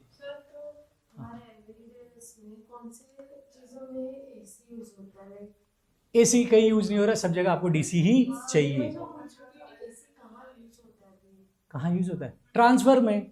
इलेक्ट्रिसिटी को ट्रैवल कराने के लिए हमको जरूरत पड़ता है एसी का, क्योंकि एसी से क्या होता है, हम लंबी दूरी तक करंट को ट्रैवल करा सकते हैं। एक बार आपके स्पॉट पे आ गया, फिर हमको क्या चाहिए, डीसी चाहिए, नहीं तो हर चीज क्या होगा, फ्लक्चुएट होगा। सब में डायरेक्ट करंट ही हमको चाहिए, क्योंकि आपको फ्लक्चुएटिंग कुछ चाहिए क्या, क्योंकि इलेक्ट्रॉन एक बार इधर जा रहा है, फ्लक्चुएट होगा। नहीं, वो बल्ब का प्रॉब्लम है, क्योंकि घर में तो हमारे डीसी आ चुका है। अब यहाँ पे अगर फ्लक्चुएट हो रहा है तो मतलब आपके बल्ब में कुछ प्रॉब्लम है, ठीक है। चलो आगे देखिए हम लोग। अब इलेक्ट्रिक चार्ज का इंट्रोडक्शन हो गया, इलेक्ट्रिक चार्ज हो गया। देखो कोई एम्बर रॉड है, कोई फर है, उसको जब रगड़ रहे हैं, स्वेटर है, बहुत सारे सिल्क मटेरियल है, ऐसे अभी वो बच्ची ने एक्सपेरिमेंट करके भी दिखा दिया एक, है ना, कि रब करते हैं हम लोग तो कैसे कागज को अट्रैक्ट करता है। ये सब होता क्यों है, क्योंकि जब किसी चीज को आप रब करते हो तो क्या हो जाता है, उसके इलेक्ट्रॉन वहां से निकल जाते हैं या गिर जाते हैं या दूसरे में चले जाते हैं। तो जब कहीं पे भी इलेक्ट्रॉन, समझो इसी को घिस रहा हो तो क्या होगा, यहाँ से इलेक्ट्रॉन निकल जा रहा है। तो जब इलेक्ट्रॉन निकल जाता है तो क्या हो जाता है, यहाँ पे नेगेटिव चार्ज कम हो गया, नेगेटिव चार्ज कम हो गया। तो जब नेगेटिव चार्ज कम हो जाएगा, देखो नेचुरली हर चीज क्या होता है, न्यूट्रल होता है, क्योंकि उसमें जितने इलेक्ट्रॉन है उतने ही प्रोटॉन होते हैं। आपको एटम पता ही है ना। अगर समझो ये है सोलर सिस्टम की तरह हम लोग यूज करते हैं, बीच में क्या है, प्रोटॉन है और क्या है, न्यूट्रॉन है। प्रोटॉन पे प्लस चार्ज होता है, न्यूट्रॉन पे जीरो होता है, और एक इलेक्ट्रॉन ऐसा चक्कर लगा रहा है, तो ये क्या है, नेगेटिव है। तो अगर एक इलेक्ट्रॉन है तो अंदर एक प्रोटॉन होगा। अगर इलेक्ट्रॉन 2 है तो कितना हो जाएगा, कहां से आ रहा है,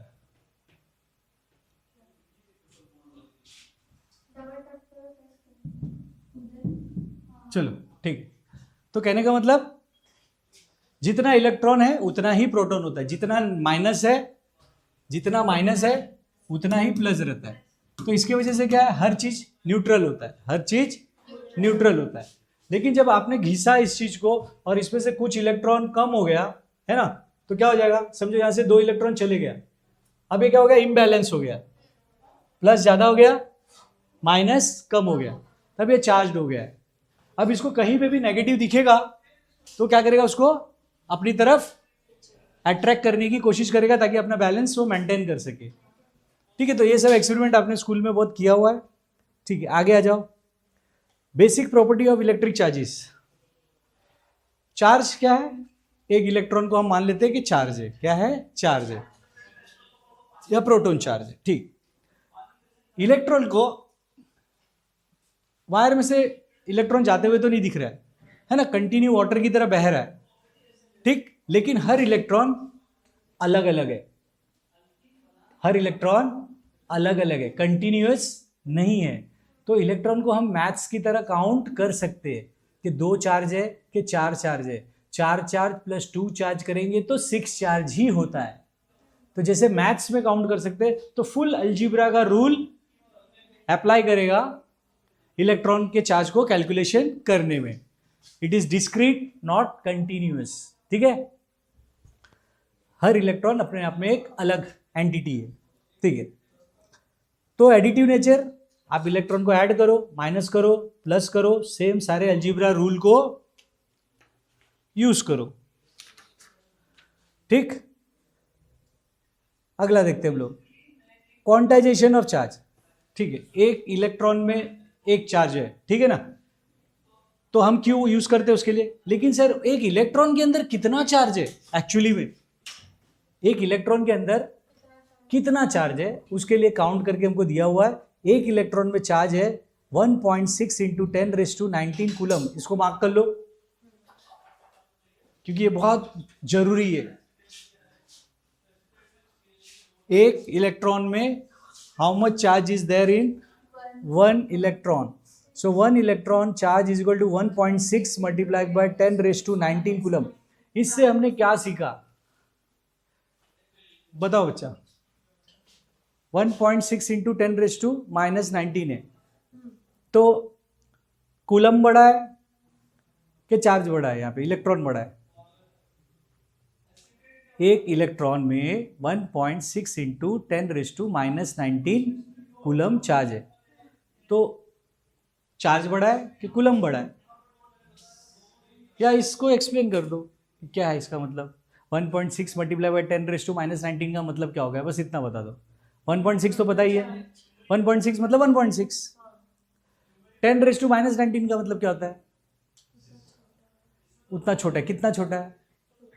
10⁻⁻19 का मतलब बता दो खाली क्या है।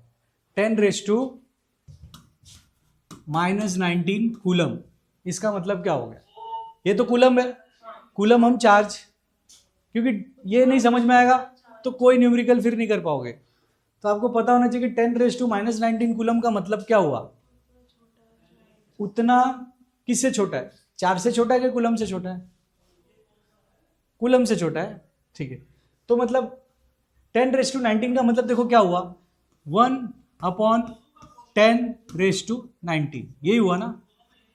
नेगेटिव पावर का मतलब क्या होता है, वो डिनोमिनेटर का है। ये सब नहीं समझोगे कोई न्यूमेरिकल नहीं होगा, और बार बार मैं बताने नहीं आऊंगा कि -19 का मतलब क्या होता है।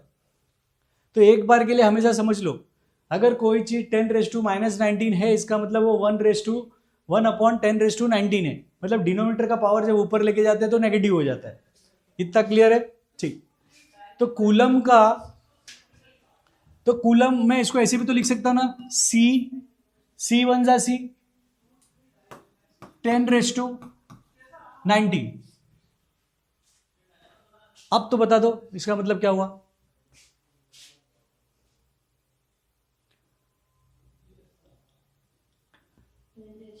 चलो इसको हम लोग छोटा करके समझने की कोशिश करते हैं। मान लो समझो ये 19 नहीं होता, ये 19 नहीं होता, ठीक, सिर्फ समझो 1 था, सिर्फ 1 था, 1 भी हटा दिया मैंने, क्योंकि कुछ नहीं है तो पावर 1 ही होता है, कुछ नहीं है तो पावर 1 ही होता है। तो अगर मैं C/10 खाली लिखा तो इसका मतलब क्या हो गया?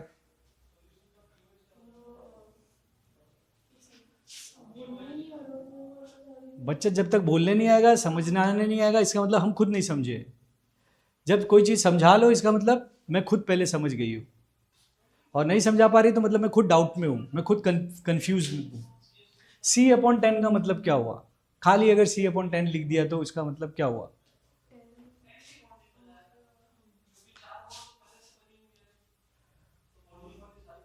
अच्छा, इसका मतलब क्या हुआ बताओ? C × 10 या 10C, इसका मतलब बता सकते हो क्या? हाँ, 10 टाइम्स C है ना, तो ये तो तुम बता दिए कि 10C का मतलब कुछ नहीं होता है, 10 टाइम्स C होता है ना। तो 10 टाइम्स C का मतलब भी, हाँ, तो 10 टाइम्स C मतलब पहले बता दो, 10 टाइम्स C का मतलब क्या हुआ? जो कॉलम रो से 10 टाइम मल्टीप्लाई करके वो रहेगा। अच्छा, मतलब कोई चीज 10C लिख दूं तो मतलब ये वो हो गया कि वो कूलम का 10 गुना हो गया, कूलम का 10 गुना बड़ा हो गया। जैसे अगर मैं 2C लिख दूं, 2C लिख दूं तो क्या मतलब होता है उसका? डबल है, 2 टाइम्स है, 2 टाइम्स यानी डबल है। 3C लिख दिया तो मतलब क्या हुआ? 3 टाइम हुआ, 3 गुना। अपना हिंदी में अगर हम बोले तो क्या बोलते हैं उसको? दुगना। इसको क्या बोलते हैं हम लोग? दुगना तिगुना। जैसे तुम्हारा वेट समझो 40 kg है, मेरा वेट 80 kg है, तो मैं क्या हुआ? मतलब मेरा वजन तुम्हारे वजन से दुगना है। अगर मेरा वजन तुम्हारे वजन से दुगना है तो खुद तुम्हारा वजन कितना हुआ? हाफ हो गया ना, बरोबर है ना। समझो ये क्या नाम है बच्चा आपका? हाँ, ऋषिदा का जो भी वेट है और ये सर का वेट है, ठीक, ये सर का वेट है, ये आपका वेट है। तो मुझे बताओ 2 कहाँ लिखना चाहिए मेरे को? मैं यहाँ पे लिख दूं तो तू तो 160 किलो की होगी, अगर मैं 80 हूं तो तू तो 160 किलो की हो गई ना। देखो यही सब चीज नहीं आता है, इसकी वजह से न्यूमेरिकल्स नहीं होता है। अभी तो आप एक मैं सॉल्व कराऊंगा, ठीक है, कर लोगे, लेकिन आपको अगर कंसेप्ट ही क्लियर नहीं है कि 2 कहाँ पे लगा है या क्यों लग रहा है, 10 - 19 क्यों है, ये सब समझ में बहुत सारा आएगा, बड़ा बड़ा नंबर्स। तो एक बार बेसिक चीज आपको ये सब 6-7 स्टैंडर्ड में सिखाया गया था, लेकिन आपने इस पे शायद ध्यान नहीं दिया, और अब ध्यान देना पड़ेगा, अब ध्यान देना पड़ेगा। आप देखो सीधा बोल दिए 2 लगा दो सर के उधर, यानी इसका मतलब हुआ कि सर का डबल वेट इनका है। तो मैं अगर 80 था तो ये मैडम हो गई, है ना, इधर लिख देता, देखो सर का वेट कितना था? 80, तो 82 जा कितना हो गया भाई? 160। आपका एज हो गया 160। तो ये सब बेसिक चीजें जो मैथ सीकर इतना भी नहीं आएगा तो आप कुछ फिजिक्स का न्यूमेरिकल नहीं सॉल्व कर पाओगे। तो डबल का मतलब क्या होता है? अगर कोई चीज इसका डबल है, एक्चुअल में कैसे होना चाहिए था कि जो सर का वेट है वो इसके वेट के डबल है। तो समझो ये अगर 40 kg की है तो 42 जा सर का वेट कितना हो गया? 80 kg। कितना बेसिक मैथ्स है, और आप बोल न्यूमेरिकल सॉल्व करोगे। ये आ ही नहीं रहा है आपको, ये सब रेशियो फ्रैक्शन ही नहीं समझ में आ रहा। तो इसका मतलब मैं कैसे लिखूंगा इसको? अगर इसी को मुझे दूसरे तरीके से लिखना है तो मैं क्या लिखूंगा? सर के वेट का आधा इनका वेट है, है ना? इसका मतलब क्या हुआ? सर के वेट का हाफ तुम्हारे वेट के बराबर हुआ। मैं इसको ऐसे भी तो लिख सकता हूं ना, 1/2 S is equal to R, है ना? आप समझ में आया 1/2 का मतलब क्या हुआ? ठीक है। अच्छा, इसका पावर कुछ नहीं है तो मतलब क्या हुआ? पावर 1 है, तो ऊपर लेके जाऊंगा तो क्या हो जाएगा? 2 - 1 लिखूंगा। तो अब इसका मतलब अब तो समझा दो, C/10 का मतलब क्या हुआ? 10C तुमने अच्छे से बता दिया कि 10C का मतलब होता है C का 10 टाइम, यानी 10 गुना बड़ा। सिंपल सिंपल तुम बता दो बच्चा, सिंपल वर्ड में एक्सप्लेन कर सकते हो 10C और ये C/10। C का 10 हाफ, बोल ही नहीं पा रहे हो, बता ही नहीं पा रहे हो, समझा ही नहीं पा रहे हो, सीखे सब हो, साइंस स्टूडेंट हो यार। इतना सब मैथ्स अगर नहीं आता है तो क्या न्यूमेरिकल सॉल्व करोगे? इतने हार्ड न्यूमेरिकल आते, वाट लग जाएगा, क्वेश्चन ही नहीं समझ में आएगा जब तुमको यही सब मालूम नहीं कि क्या लिखा गया, क्योंकि खाली रट्टा तो मारना नहीं है इसमें।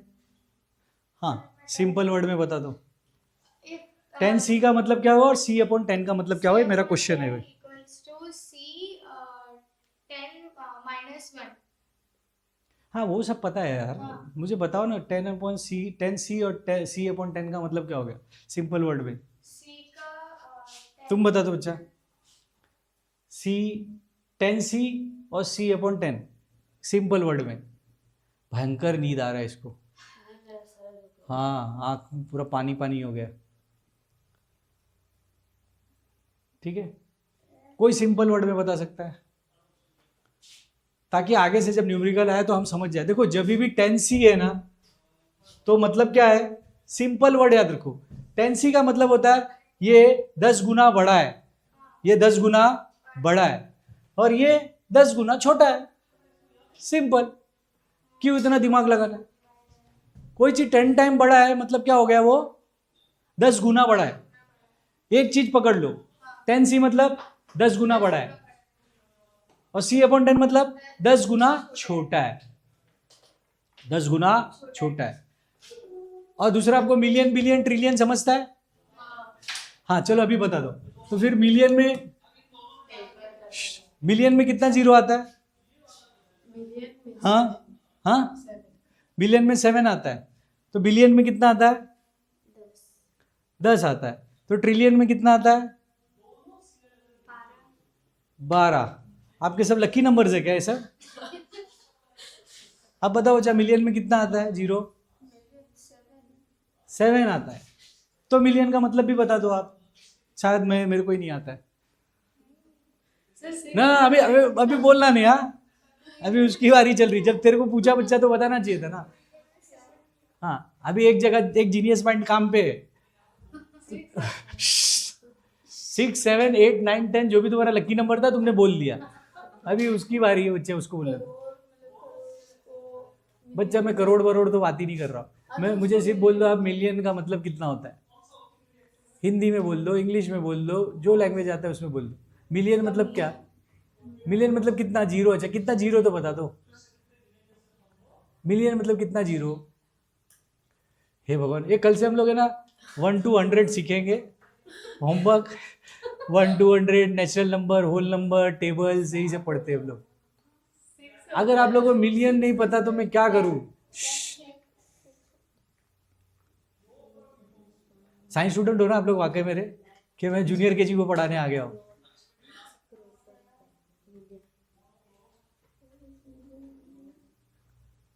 हाँ, तुम बोलो बच्चा, मिलियन मतलब?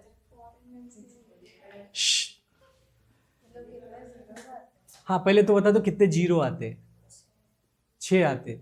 तो हिंदी में कितना बोलेंगे उसको हम लोग, या इंग्लिश में कितना बोलेंगे? 6 जीरो मतलब कितना बोल लेते हैं हम लोग उसको?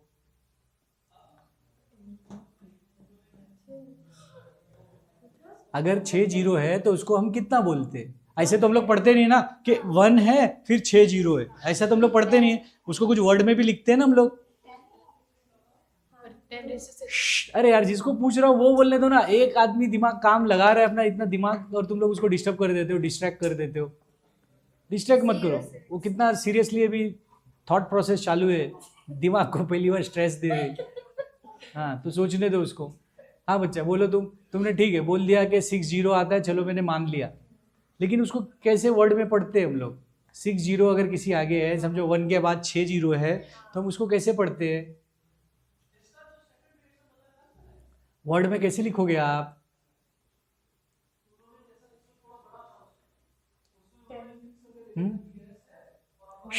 अरे तुम बोलना नहीं, यार तुम्हारा बारी नहीं है अभी। 1 करोड़, वेरी गुड।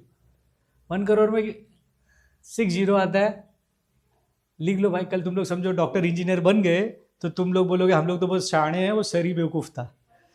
ये सब स्टेटमेंट है ना, कहीं रिकॉर्ड करके रखना चाहिए। चलो लेक्चर तो रिकॉर्ड ही हो रहा है ना, तो जब आप डॉक्टर इंजीनियर बन जाओगे तो मैं आपके बॉस को दिखाऊंगा कि ये बच्ची की देखो ऐसे ऐसे आंसर देती थी, आज है ना जीनियस बन गई नीट जेई क्रैक करके। हाँ, उसको लाख नहीं मालूम, करोड़ नहीं मालूम, मिलियन नहीं मालूम, बिलियन नहीं मालूम, ट्रिलियन नहीं मालूम, और ये सब फ्यूचर के हमारे डॉक्टर इंजीनियर साइंटिस्ट है।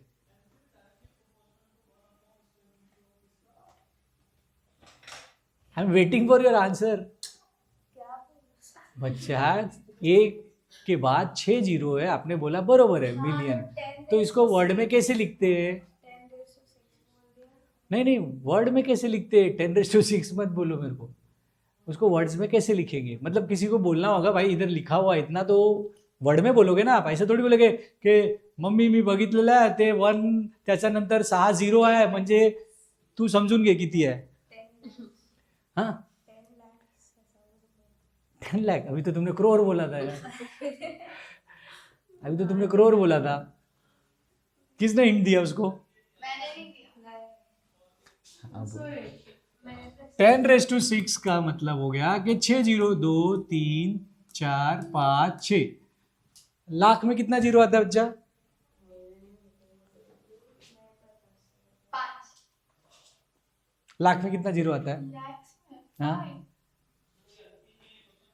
लाख में कितना जीरो आता है? हाँ, I guess 5. गैस। मुझे ऐसे ही गैस करने वाले तो चाहिए थे, कंफर्म नहीं है मैडम को। देखो ये तो जोड़ के अभी ऐड कर रही है हाथ के ऊपर। हे भगवान,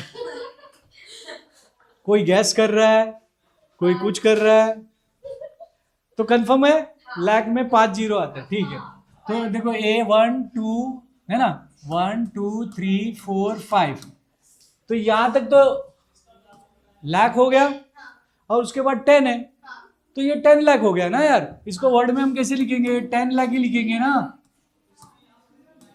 तो अगर कहीं देखेंगे इतना जीरो लिखा हुआ तो आपको क्या बोलना है कि ये 10 लाख है। तो मिलियन मतलब कुछ नहीं हुआ, 10 लाख। मिलियन मतलब 10 लाख। 6 जीरो आप ही बोले ना। हाँ तो हो गया ना, छठा जीरो ले लो। ओ गॉड भाई, आप लोग थोड़ा है ना कुछ एक्स्ट्रा क्लास करो प्राइमरी वालों के साथ। लाख नहीं मालूम है बच्चियां साइंस में अभी करोड़ों का कैलकुलेशन करेंगी कि ये सोलार सिस्टम से अगला सोलार सिस्टम जो प्रॉक्सिमा सेंटोरी है वहां पे हम लोग पहुंचेंगे कैसे, और स्पीड बढ़ाना तो दूर की बात है, कैलकुलेशन ही नहीं हो रहा है। मतलब अभी तुम लोग को ना मेरे को रोज न्यूमेरिकल का होमवर्क देना पड़ेगा डेली। नो कैल्सी, कोई नहीं, घर पे करोगे तो कैल्सी विल्सी यूज करके आओगे। तो अभी हम लोग हैबिट बनाते हैं, रोज मैथ्स सम्स करेंगे कि तुम्हारा मैथ्स बहुत वीक है। मैं उस दिन अभी इतना तुम लोगों को बताया कि मैथ्स डेली हैबिट डालो कैलकुलेशन करने का। मैथ्स अगर नहीं आता तो साइंस में कुछ भी नहीं कर सकते। और आपका हालत ये है कि लाख में जीरो कितना आता है कोई गैस कर रहा है, मिलियन क्या होता है कोई गैस कर रहा है, कोई सुना ही नहीं है कभी सर ये वर्ड। हाँ, तो ये हो गया आपका मिलियन। ठीक, 10⁻⁶ मिलियन हो गया। ठीक है, चलो बच्चा अभी आ गया बिलियन। मिलियन के बाद बिलियन 7 जीरो। तो सुना आप लोग ने मैडम ने बोला है कि बिलियन 10⁻⁷0। एक बार ताली बजाओ इनके लिए, सब लोग ताली बजाओ। अरे कुछ तो दिमाग को तकलीफ दिया। आपको बता बच्चा 10⁻⁷।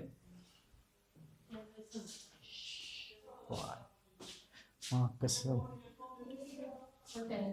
अरे 10⁻⁷, एक जीरो बढ़ाने के लिए मैं एक वर्ड बना दिया बिलियन। कैसे पता चला रे अभी? अचानक कैसे क्लिक हो गया?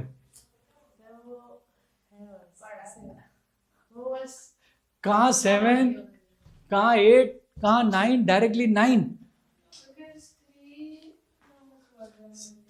तू श्योर है कि गैस की है? हाँ श्योर है? लॉक करूं? 1 करोड़ दे दूं तेरे को? 10⁻⁹ है दीदी, बरोबर है। तो 10⁻⁹ मतलब कितना हो गया? समझो मैं जीरो बढ़ा देता हूं, इधर 3 जीरो और बढ़ा दिया, ठीक। तो अब अगर हिंदी में पढ़ना हो, हिंदी में बताना हो, तो हम कैसे बोलते हैं इसको? 1 2 3। अच्छा, करोड़ में कितना जीरो आता है बच्चा? करोड़ में 7 आता है। तो ये कितना है बता दो, ये पढ़ के पूरा बताओ। 9 जीरो कितना है? हाँ बिलियन तो इंग्लिश वाले बोलते, हम तो अंग्रेज है नहीं। हाँ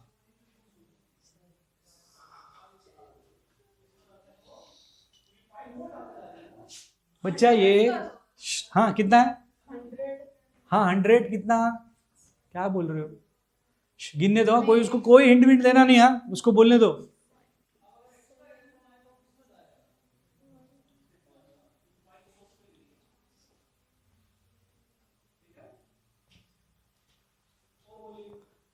आगे सब टेक्स्ट बुक में आएगा, तो कैसे करोगे मेरे को समझ में नहीं आ रहा है। कितना?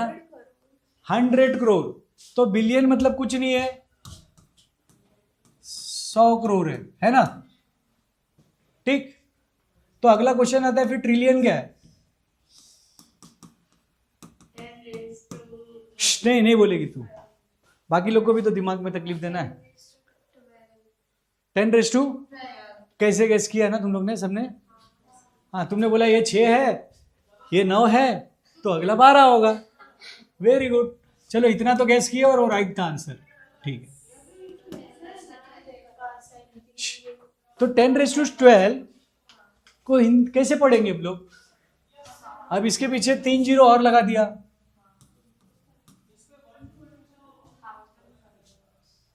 कितना हो गया? ये कितना हो गया? 1000 करोड़। सही जवाब। इसको केबीसी से बाहर करो पहले तो।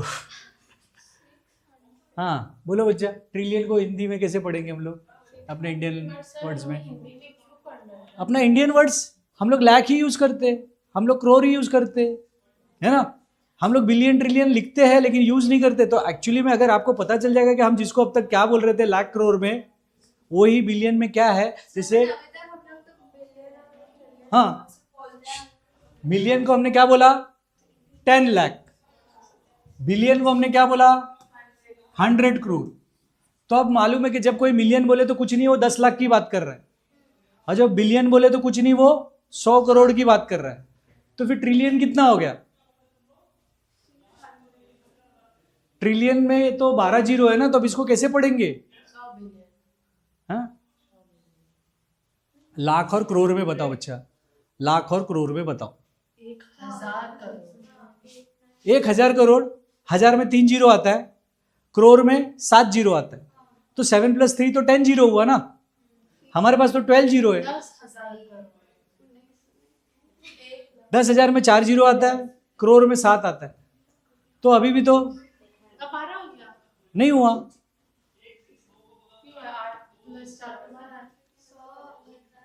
मैडम आपने बोला 10,000, 10,000 में 4 जीरो आता है, करोड़ में 7 आता है, तो 7 और 4 कितना हो गया? 11 ही हुआ। 12 कहाँ से हो रहा है? 100,000 करोड़ नहीं 10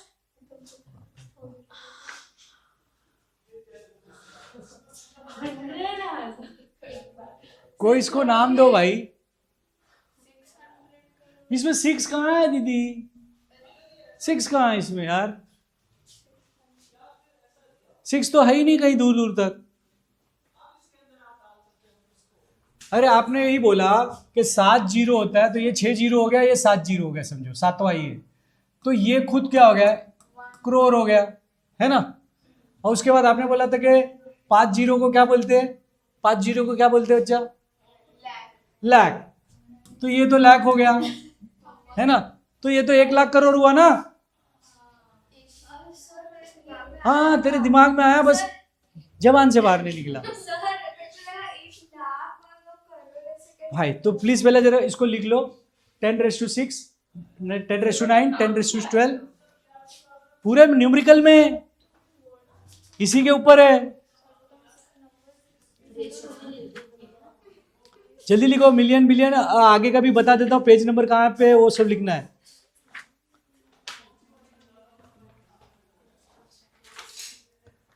तो कूलम काउंट करना है, कितना मिलियन कितना बिलियन होता है, उसका एक न्यूमेरिकल भी आएगा, सब बहुत सारा।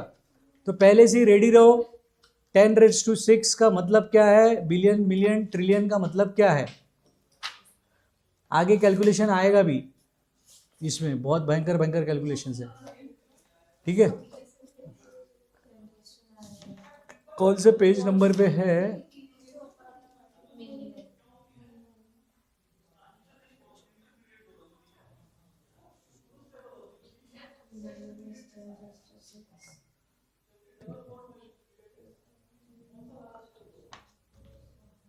मिलियन, बिलियन, ट्रिलियन, उसको लिख लो। देखो यहाँ पे है, ये सब भी लिख लो इसके साथ ही।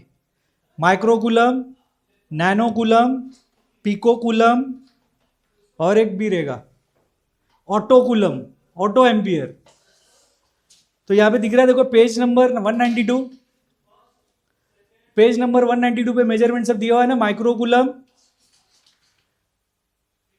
क्या उसका यूनिट भी दिया है? 10⁻6 है। अभी मैं पूछने वाला हूं, नैनोकूलम कितना है? 10⁻9 है। अभी पूछूंगा। पिकोकूलम कितना है? 10⁻12 है। मैंने आपको ये बोला था नैनो पिको सब आपने सुना है केमिस्ट्री के लेक्चर में सिखाया था। लेकिन तुम नैनो पिनो ये सब बोल क्यों रहे थे? क्योंकि हम तो वो वहां पे गए ही नहीं थे, 10⁻6, 10⁻9, वो होता ही नहीं है। देख लो है क्या वैसा लिखा? मतलब अभी भी तो मिस्टेक कर रही है, अभी भी तेरा कंसेप्ट क्लियर नहीं है। छोड़ो।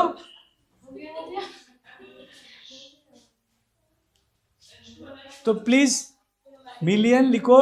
10⁻6 कहाँ लिखी? जल्दी लिखो यार, मेरे को आगे का भी खत्म करना है। मिलियन, 10⁻6, और जिसको नहीं समझता है उसको हिंदी में भी लिख लो। Million 10 lakh, billion 100 crore, trillion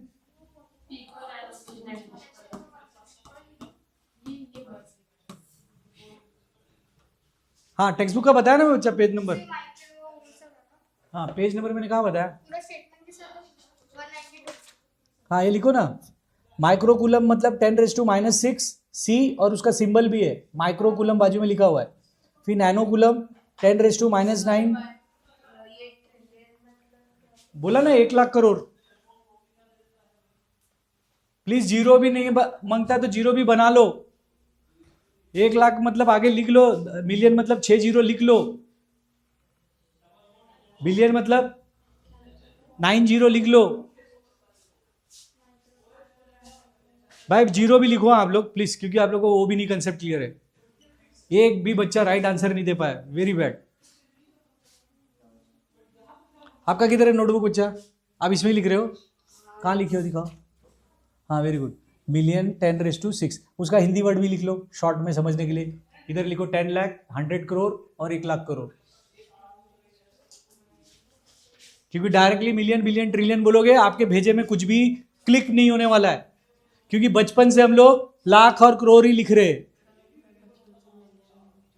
तो बचपन से मिलियन लिख रही है और फिर भी बता नहीं पाई, है ना।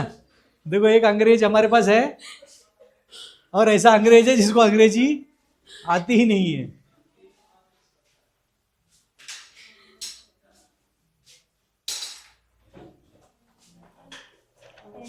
ठीक, ये 3 लिखने के बाद आपको टेक्स्ट बुक का 3 लिखना है। तो जब मैं बोलूं, कहाँ गया बच्चा वो पेज जहाँ पे मैं लिखा था सब, हाँ, जब मैं अगली बार बोलूं माइक्रोकूलम, तो माइक्रोकूलम मुझे 10⁻⁻6 है। अगर खाली 10⁻⁻6 बोलने से समझेगा नहीं, आपको क्या बोलना है, 10⁻⁻6 है तो मतलब कितना है वो, 10 लाख छोटा है। सर ये म्यू अच्छा माइक्रो कोलोमा है। अरे अंग्रेज, म्यू देख रहा था मैं, म्यू क्या मैं माइक्रो। हाँ, बचपन से मिलियन लिख रही है फिर भी मिलियन आता नहीं है उसको। अल्लाह, ठीक है। तो अगली बार जब हम पढ़ेंगे, लिखे बच्चा माइक्रो विक्रो, लिखे आप, लिखाओ, ठीक है। तो अगली बार जब मैं आपको बोलूँ माइक्रोकूलम तो समझ लेना कि सर है ना 10 लाख कूलम छोटा बोल रहे हैं। नैनो कूलम बोलूँ तो कितना है ये कितना है, 100 करोड़। लिखिए क्या तू, कहाँ लिखी है? अरे दीदी तूने यहाँ पे भी 10 लाख लिख दिया, फिर यहाँ पे भी 100 लाख लिख दिया। ये 100 लाख क्या था?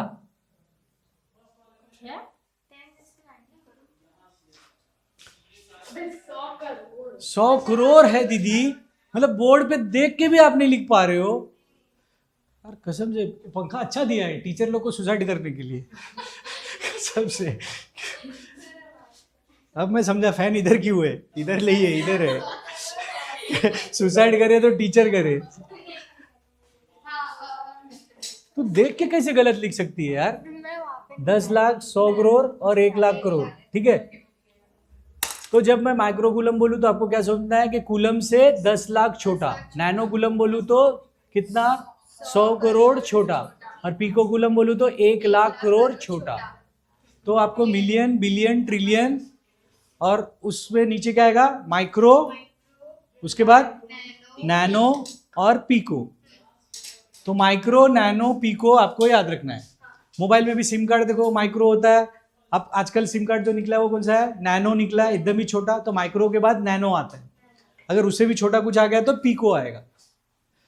तो इतना कैलकुलेशन अगर नहीं आएगा तो न्यूमेरिकल्स एक भी नहीं होगा, तुमसे कुछ भी नहीं होगा। फिर सीधा बस है ना टेबल पढ़ो, ठीक है। अब यहाँ पे देखो, अब एक चीज ये सब रब कर दूं,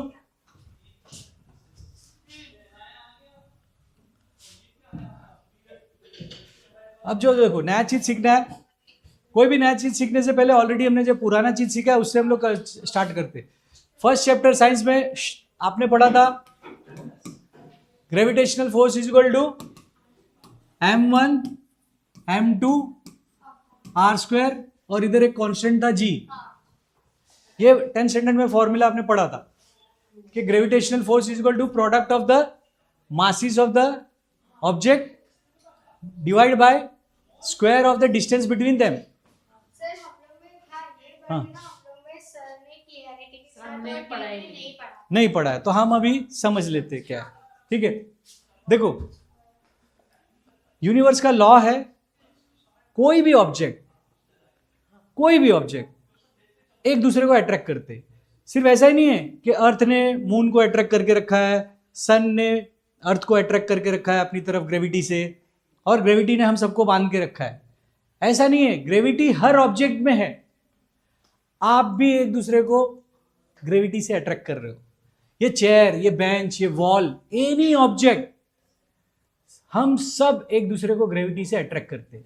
और वो कितना फोर्स से अट्रैक्ट कर रहे हैं वो डिपेंड करता है कि दोनों बॉडी का वजन कितना है। समझो इसका 10 किलो है, उसका 20 किलो है, तो मल्टीप्लाई कर दो, और वो दोनों के बीच में कितना डिस्टेंस है उससे के स्क्वायर से डिवाइड कर दो, और ग्रेविटेशनल कांस्टेंट से मल्टीप्लाई कर दो, तो मिल जाएगा कि ये दोनों एक दूसरे को कितना अट्रैक्ट कर रहे हैं। क्योंकि ग्रेविटी तो सिर्फ अट्रैक्ट करता है। देखो 3 टाइप का फोर्स है, एक तो ग्रेविटेशनल फोर्स है, एक इलेक्ट्रोस्टैटिक फोर्स है या इलेक्ट्रिक फोर्स है, और एक क्या है, मैग्नेटिक फोर्स है। तीनों में फर्क क्या है? एफ जी है, एफ ई है, एफ एम है, मैग्नेटिक फोर्स। तीनों ही फोर्स है, तीनों में लेकिन क्या है, जो ग्रेविटेशनल फोर्स की खासियत क्या है, अर्थ ग्रेविटी से खींच रहा है ना। ग्रेविटी फोर्स का ये है कि वो सिर्फ एक ही काम करता है, अट्रैक्ट करता है। क्या करता है? सिर्फ अट्रैक्ट करता है ना। फिर आ जाओ, मैग्नेटिक है, मैग्नेटिक फोर्स दोनों करता है, अट्रैक्ट भी करता है और रिपेल भी करता है, अट्रैक्ट भी करता है और रिपेल भी करता है। तो इसके अंदर दोनों है, अट्रैक्ट भी है और रेपेल भी है। तो प्रॉब्लम क्या है इसमें? इसमें एक प्रॉब्लम है, मैग्नेट को कितना भी छोटा टुकड़ा कर दो, समझो इतना बड़ा मैग्नेट है, नॉर्थ पोल साउथ पोल, इसको मैं काट दिया, तोड़ दिया, ये पीस फिर से नॉर्थ पोल साउथ पोल हो जाएगा, और छोटा करूं फिर भी नॉर्थ पोल साउथ पोल हो जाएगा। तो मैग्नेट का एक प्रॉब्लम है कि poles can not be separated, poles can not be separated. Magnet हमेशा नॉर्थ पोल साउथ पोल ही देगा, आप उसका नॉर्थ पोल साउथ पोल अलग नहीं कर सकते। तो अट्रैक्शन भी है, रिपल्शन भी है, लेकिन पोल्स को अलग नहीं कर सकते। तो चार्जेस में क्या खास बात है, इसमें भी अट्रैक्ट है, इसमें भी रिपेल है। तो खास बात क्या है, चार्जेस को अलग किया जा सकता है, प्रोटॉन्स और इलेक्ट्रॉन्स को अलग किया जा सकता है। तो ये कैन नॉट बी सेपरेटेड है ना, कांट बी सेपरेटेड, और ये कैन बी सेपरेटेड। ठीक, अब यहां पे अट्रैक्ट कौन सा पोल करता है बच्चा? मैग्नेट का which pole attracts? North south, means different poles attract each other, same poles repel each other. ठीक है, अब तुम बताओ इलेक्ट्रिक करंट में कौन अट्रैक्ट करता है और कौन रिपेल करता है? कौन से चार्जेस अट्रैक्ट करते, कौन से चार्जेस रिपेल करते? इलेक्ट्रॉन अट्रैक्ट करते, लेकिन किसको?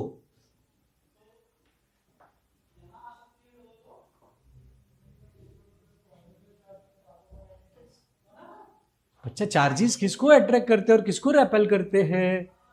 ऐसे मत आप लोग करो यार, नहीं तो साइंस बहुत भारी पड़ जाएगा आपके लिए। ये बचपन से आप मिलियन यूज करोगे और बाद में आपको मिलियन ही नहीं आएगा तो दिक्कत है ना। दिस इज, ऐसे बोले थे कि बचपन से लाख यूज किया, आप मिलियन नहीं पता है, तो शायद राइट रहता था ना। जल्दी बोलो बच्चा, किसको अट्रैक्ट करता है, किसको रिपेल करता है? इसमें कौन सा रॉकेट साइंस का फॉर्मूला पूछ दिया मैंने यार, इतना इजी चीज पूछ रहा हूं मैं। हे भगवान, इसमें पढ़ने की क्या जरूरत है यार, ये तो कॉमन सेंस की बात है। क्या इसमें पढ़ने जैसा था यार? कुछ नहीं पढ़ने जैसा है यार। तुम लोग को तो बहुत बेसिक सिखाना पड़ेगा यार। पहले तो मेरे को फिजिक्स का स्पेलिंग सिखाना पड़ेगा। फिजिक्स का स्पेलिंग क्या है? बोलो जरा।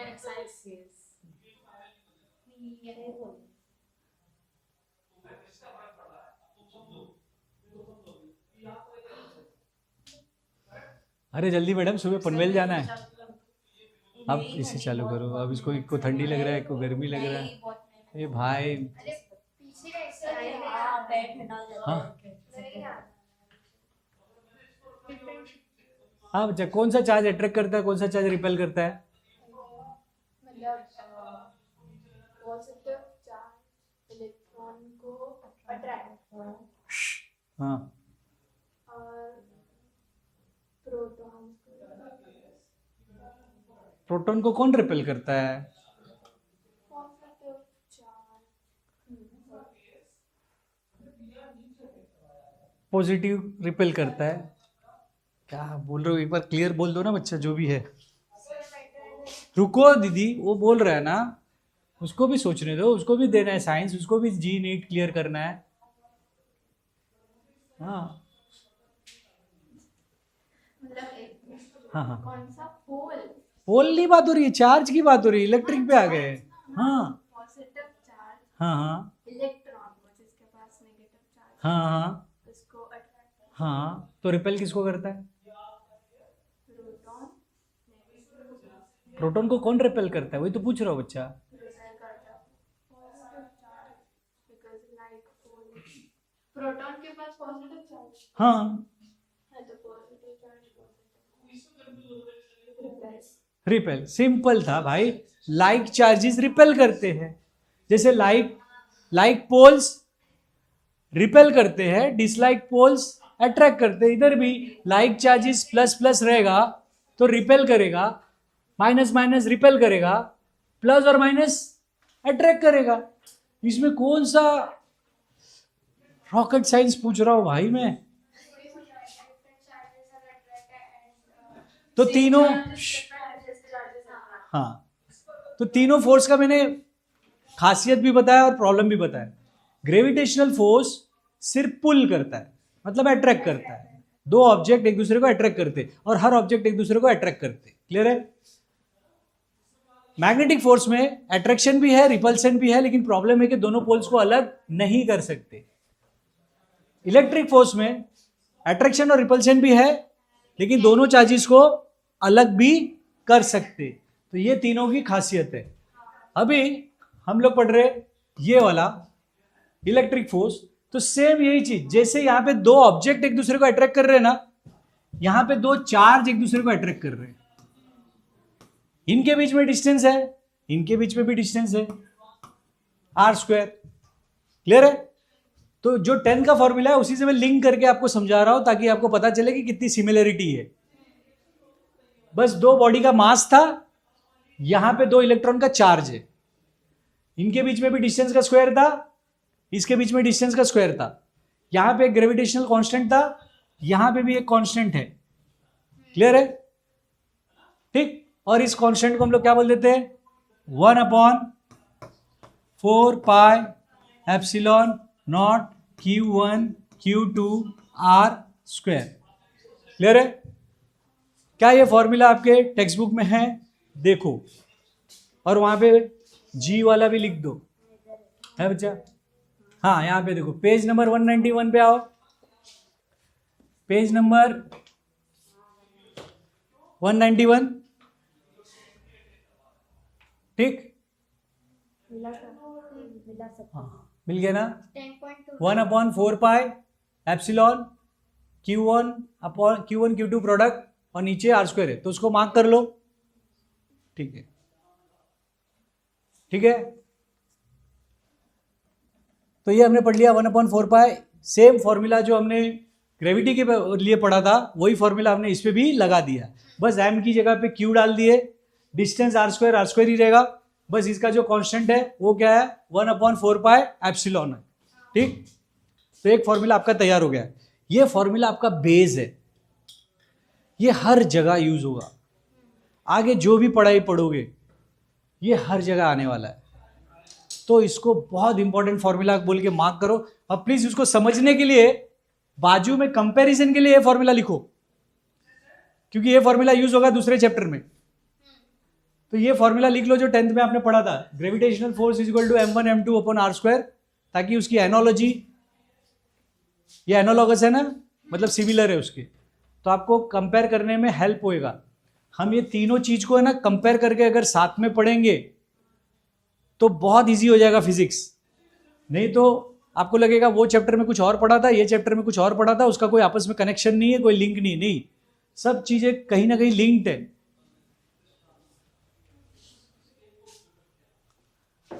तो ग्रेविटी वाला भी आपने लिख लिया।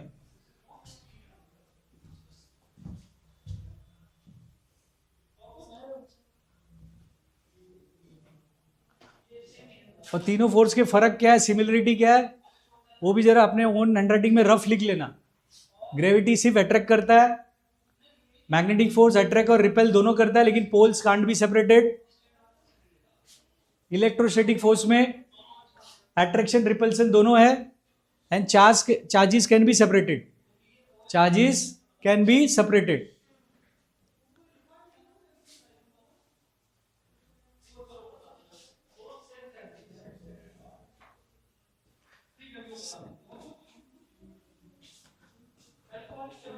अभी जैसे बोले ना 10th में हमको डिटेल में नहीं पढ़ा है, मैं नहीं चाहता हूँ कि आप 12th में जाने के बाद फिर बोलना कि 11th में डिटेल में नहीं पढ़ा है। नहीं सर, हाँ। सच्ची में हम लोग को नहीं, मैं ऐसा बोल रहा हूँ ताकि है ना आपका कंसेप्ट मैं इतना क्लियर कर देना चाहता हूँ ना कि अगर समझो कल मैं नहीं भी रहूँ ना तो आपके बेस इतने स्ट्रांग हो कि जो भी टीचर आपको पढ़ाए वो सोचे यार कि बच्चों को किसने पढ़ाया, यार इन लोग को तो बहुत आता है. You should feel proud of your self.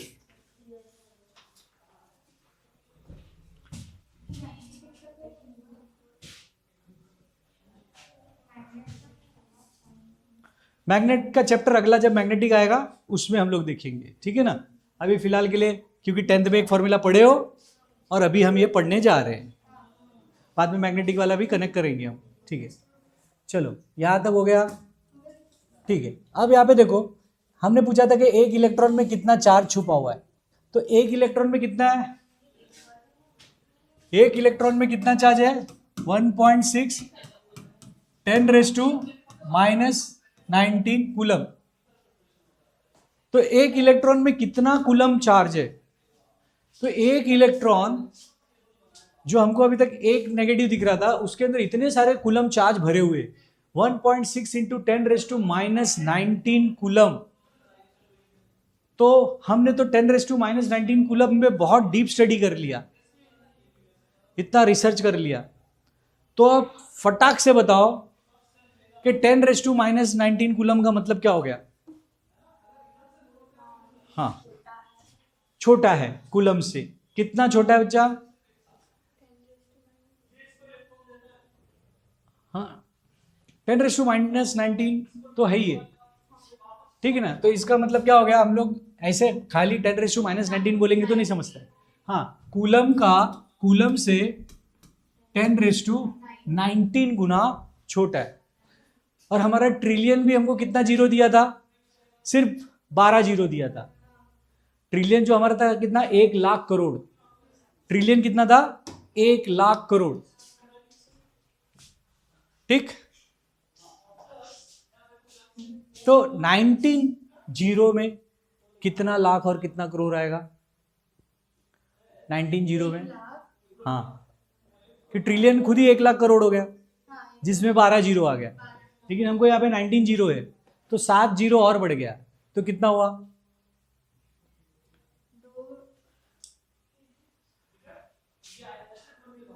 1,00,000 crore मतलब ट्रिलियन, 12 जीरो, 19 मतलब 7 जीरो और बढ़ गया, मतलब 1 करोड़ और बढ़ गया. तो आप क्या बोल सकते हो उसको 1,00,000 करोड़. करोड़ बोल सकते हो कि करोड़ करोड़ का 14 जीरो हो गया और लाख का कितना हो गया 5 हो गया. तो 14 + 5 कितना हो गया 19.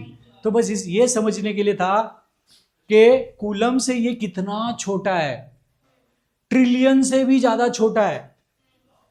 इससे हमने ये सीखा कि कूलम बहुत बड़ा है, कूलम बहुत बड़ा है और उसके कंपेयर में एक इलेक्ट्रॉन में जो चार्ज है वो तो बहुत कम है. तो प्लीज कल्पना करना सीखो. खाली फिगर लिख दिया लेकिन फिगर को विजुलाइज नहीं किया तो बस रट्टू चंद बन के रह जाओगे और कुछ नहीं कर पाओगे.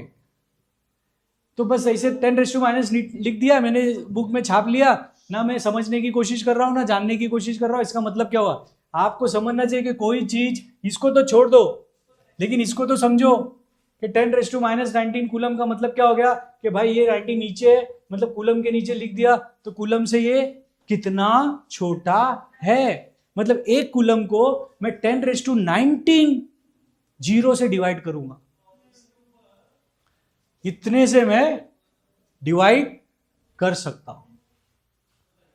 क्लियर है ना. जैसे लिखा था ना हमने सर का 2, सर का 2 का मतलब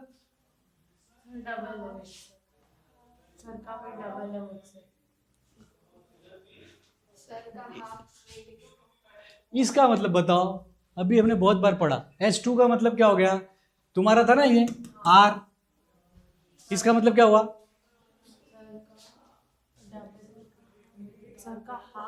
हाँ, अरे इसका मतलब क्या हुआ, half multiplied by S = R हुआ ना. तो सर का हाफ इसका वेट है. डबल डबल क्यों बोल रही है, सर का हाफ ये, तो मतलब सर के वेट को 2 टुकड़े में बांट दो, तब जाके मेरा वेट होता है। तो यहां पे कूलम को मैं कितनी बार बांट रहा हूं? ठीक, मान लो अगर ऐसा मैं लिख देता कि सर का जो वेट है उसको 10 टाइम डिवाइड करो, अभी समझ में आ जाएगा कि समझा कि नहीं समझा। समझो सर का वेट 100 किलो है, क्वेश्चन आ गया, कोई बॉडी है, कोई ऑब्जेक्ट है, उसका वजन 100 किलो है। तो 100 किलो वाले आदमी का, मेरा वजन 100 किलो है, डिवाइड बाय 10 कर रहा हूं मैं, तो इसका वेट आ रहा है। तो इसका वेट कितना हुआ? इसका वेट कितना हुआ बच्चा? 10 ना, सिंपल है। 100 डिवाइड बाय 10 इसका वेट है, 0 0 कैंसिल। तो अगर मैं 100 किलो का हूं तो ये 10 किलो की है। तो जब मैं लिख दूं सर डिवाइड बाय 10, तो आपको पता चला अगर सर का वजन 100 है, मैं डिवाइड 10 कर देती हूं, तो इसका वजन कितना हो जाता है ना। तो मैंने क्या लिखा था इधर? Sir divide by 10 is equal to R. मतलब सर से 10 गुना छोटी है ये, सर से 10 गुना छोटी है। तो अब अगला क्वेश्चन आ जाता है, फिर अगर ये 10 गुना मेरे से छोटी है तो मैं क्या हुआ? ये मेरे से 10 गुना छोटी है तो मैं क्या हुआ? Very good. अगर 10 गुना छोटे का मतलब ये होता है ये 10 इधर चले गया, तो sir is equal to 10 into R. यानी सर कितने हैं? इसके वजन के 10 गुना ज्यादा। तो ये बेसिक चीजें हैं जो आपके दिमाग में बैठना ही चाहिए, नहीं तो कोई न्यूमेरिकल नहीं होगा। सब सिर्फ छापोगे, छाप छाप के लिखोगे और फिर बाहर करके उसका टेस्ट दोगे। तो ये कंसेप्ट क्लियर दिमाग में बिठा लो कि नीचे है तो मतलब क्या हुआ? 10 गुना छोटा है, बाजू में है तो मतलब 10 गुना बड़ा है। कोई इतना डिटेल में तुमको ये सब सिखाने नहीं जाएगा, क्योंकि पीपल एक्सपेक्ट कि तुम 11th में आए हो तो ये सब आना ही चाहिए तुमको। लेकिन अभी पता चल रहा है कि यहाँ पे million, trillion, billion, lakh, crore कुछ नहीं मालूम। ये दिक्कत हो जाता है। और टीचर क्या एक्सपेक्ट करके बैठता है कि 11th में आए हो तो ये सब तो आता ही होगा, और फिर वो आगे का पढ़ाना चालू कर देता है। और नतीजा क्या होता है? जब जब टीचर बोलता है बिलियन, ट्रिलियन, 10⁻10 मिस्ट्री, आप लोग क्या करते हो? डायरेक्टली लिख लेते हो, छाप लेते हो, विजुलाइज उसको कुछ कर नहीं पाते हो कि इसका मतलब हो क्या रहा है। तो जब भी नीचे 10 है तो मतलब उतना छोटा है, बाजू में 10 है तो मतलब उतना बड़ा है। ये बस बेसिक एक बार मन में बिठा लो।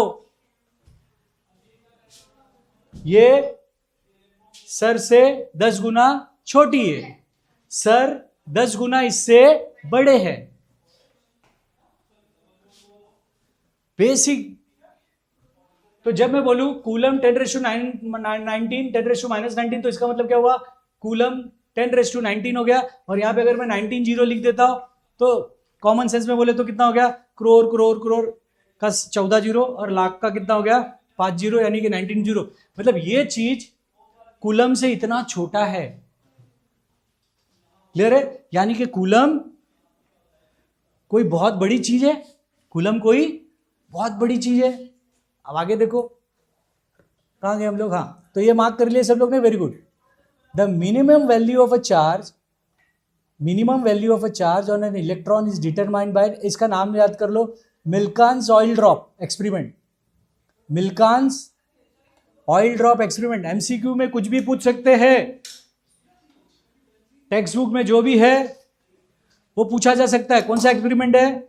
क्योंकि मुझे मालूम है घर पे आप लोग कोई टेक्स्ट बुक पढ़ने वाले हो नहीं, तो मुझे टेक्स्ट बुक रीडिंग भी आपको इधर ही कराना पड़ेगा। यहां पे बुक बंद होता है, फिर वो अगले लेक्चर में ही खुलता है। तो ना तुम रीडिंग करोगे, और देना है तुमको एमएचसीटी देना है, जेई देना है, और सब जगह एमसीक्यू ही पूछा जाता है। और एमसीक्यू के लिए एक एक वर्ड इंपॉर्टेंट है। तो मिल्कान्स ऑयल ड्रॉप एक्सपेरिमेंट में हमको क्या पता चला कि एक इलेक्ट्रॉन के अंदर कितना कूलम चार्ज है? 1.6 मल्टीप्लाई बाय 10⁻⁹ ठीक है ना? तो देखो, अगर कोई चीज उस तरफ 10⁻⁻19 है, सिंपल सोचो, इसको भूल जाओ थोड़ी देर के लिए, ये कितना है 10⁻⁻19 इधर है, तो अगर मैं इसको इधर लेके आऊं तो क्या हो जाएगा 10⁻19 ई इज इक्वल टू, है ना, 1.6 छोड़ देते थोड़ी देर के लिए, ठीक। तो अब क्या हो गया देखो, मान लो ये 19 भी भूल गए तो क्या हो गया, इलेक्ट्रॉन के 10 गुना से ज्यादा बड़ा कूलम्ब है। अब उस 10 के ऊपर 19 लगा दो तो 10⁻19 टाइम, है ना, इतना टाइम कूलम्ब बड़ा है। बड़ा कौन है, कूलम्ब बड़ा है, 10⁻19। तो शिफ्ट करके मतलब भी समझो, जब मैं -19 लिख रहा हूं तो कोई चीज यहां पे आ जाएगा तो +19 हो जाएगा, है ना। 10R का मतलब क्या था कि ये 10 गुना बड़ी है, ये मतलब सर जो है इससे 10 गुना बड़ा है, ठीक। तो कूलम क्या है, इससे 10 गुना बड़ा है। 10 कहां लिखा था, इसके इधर, क्यों, तो इसके वेट को मैं जब 10 गुना करूंगा तो किसका वेट आएगा, मेरा वेट आएगा। तो सर क्या है 10 गुना बड़े है। अब यहां पे 10 किधर मल्टीप्लाई है, इलेक्ट्रॉन के साथ, तो बड़ा कौन हुआ, कूलम हुआ।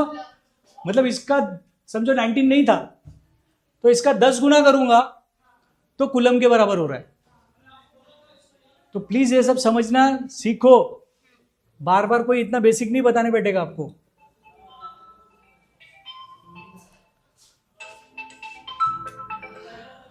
हेलो, हाँ हाँ, बस आधा घंटा,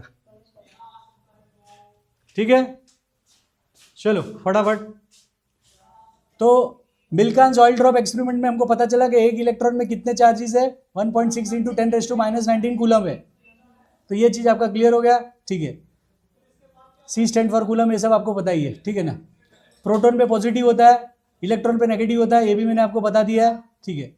जनरली जब हम चार्ज लिखते हैं तो हमको पता नहीं कि वो प्रोटॉन है कि इलेक्ट्रॉन है, तो वो प्लस भी हो सकता है माइनस भी हो सकता है, लेकिन जनरली हमारा सारा एक्सपेरिमेंट में हम लोग क्या कंसीडर करते हैं, एक इलेक्ट्रॉन को कंसीडर करते हैं। किसको, इलेक्ट्रॉन को, ठीक है, हो गया ये, ठीक है। तो क्वांटाइजेशन का मतलब है, देखो यहाँ पे क्वांटाइजेशन मैंने पहले बोल दिया था कि हर इलेक्ट्रॉन को क्या कर सकते हो आप, अलग अलग कर सकते हो, वो डिस्क्रीट है, कंटिन्यूअस नहीं है, ठीक है ना। Charge of an object can be increase और डिक्रीज इन मल्टीपल्स ऑफ ई। देखो 1.6 × 10⁻⁻16 कूलम तो किसके अंदर भरा हुआ है, एक इलेक्ट्रॉन के अंदर भरा है। तो क्या मैं इलेक्ट्रॉन को तोड़ सकता हूं, नहीं। ऐसे सोचो, सर का वजन 80 kg है ना, तो अगर कोई बोलेगा कि 2 सर, मेरा एक कॉपी बन गया, तो कितना वजन होगा, एक सर का वजन 80 kg है। कल मेरा ये कॉपी दूसरा आ गया, है ना, तो दोनों का वजन कितना होगा, 160, है ना। तो कल मैं बोलूं 3 सर आ गए, तो आप क्या करोगे, और एक बढ़ा दोगे, तो कितना हो गया 80, 160, और एक सर आ गए तो 240। क्या मैं अगर बोलूं कि कल क्लास में 210 kg सर आए थे, 210 किलो सर, कितने आए थे कल, 210 किलो, इज इट पॉसिबल, क्यों नहीं बच्चा, बड़ा अच्छे से नो बोले आप, क्यों नहीं पॉसिबल है। बहुत अच्छा क्वेश्चन, अगर इसमें समझ गए तो सब समझ जाओगे पूरा रामायण। मैंने बोला बच्चा, एक सर आए तो 80 किलो, 2 सर आए तो 240, है ना, डबल हो गया ना, 80 का डबल कितना 160, और 3 आ गए तो कितना हुआ, और 80 ऐड कर दो, तो 160 में और ऐड कर दोगे तो कितना हो जाएगा 240। तो 240 kg, अगर समझो तुम कल क्लास में नहीं आई थी और इसने बोला था कि कल है ना 240 किलो सर आए, कितने सर आए 240 किलो, तो तुम समझ जाओगे कि कितने सर आएंगे कल, 3 सर आए। लेकिन अगर ये लड़की बोलती है कि कल 210 किलो सर आए थे, कितने सर आए थे 210 किलो, तो 210 किलो सर पॉसिबल है, तुमने ना बोला था, क्यों नहीं पॉसिबल है बच्चा, वेरी गुड। सर को काटा नहीं जा सकता है, सर जब भी आएंगे तो 80 के फुल फॉर्म में ही आएंगे। ये है डिस्क्रीट, क्या है डिस्क्रीट। आप जब भी आओगे, इलेक्ट्रॉन जब भी आएगा वो अपने साथ 1.6 इंटू 10⁻19 लेके ही आएगा, वो कभी इससे कम नहीं होगा। तो अगर जब मैं बोलूं समझो 1.6 है, तो अगर कल 2 इलेक्ट्रॉन है तो 2 इलेक्ट्रॉन कितना होगा, 1.6 ऐड कर दो, कितना हो गया, कितना हुआ? अरे इतना ऐड नहीं हो रहा है, 3.2। तो कल मैं बोलूं कि क्लास में 1.6 इलेक्ट्रॉन आया था तो आप समझ जाओगे कि 1 इलेक्ट्रॉन आया। मैं बोलूं 3.2 आया तो आप समझ जाओगे कल कितना इलेक्ट्रॉन आया, 2 आया।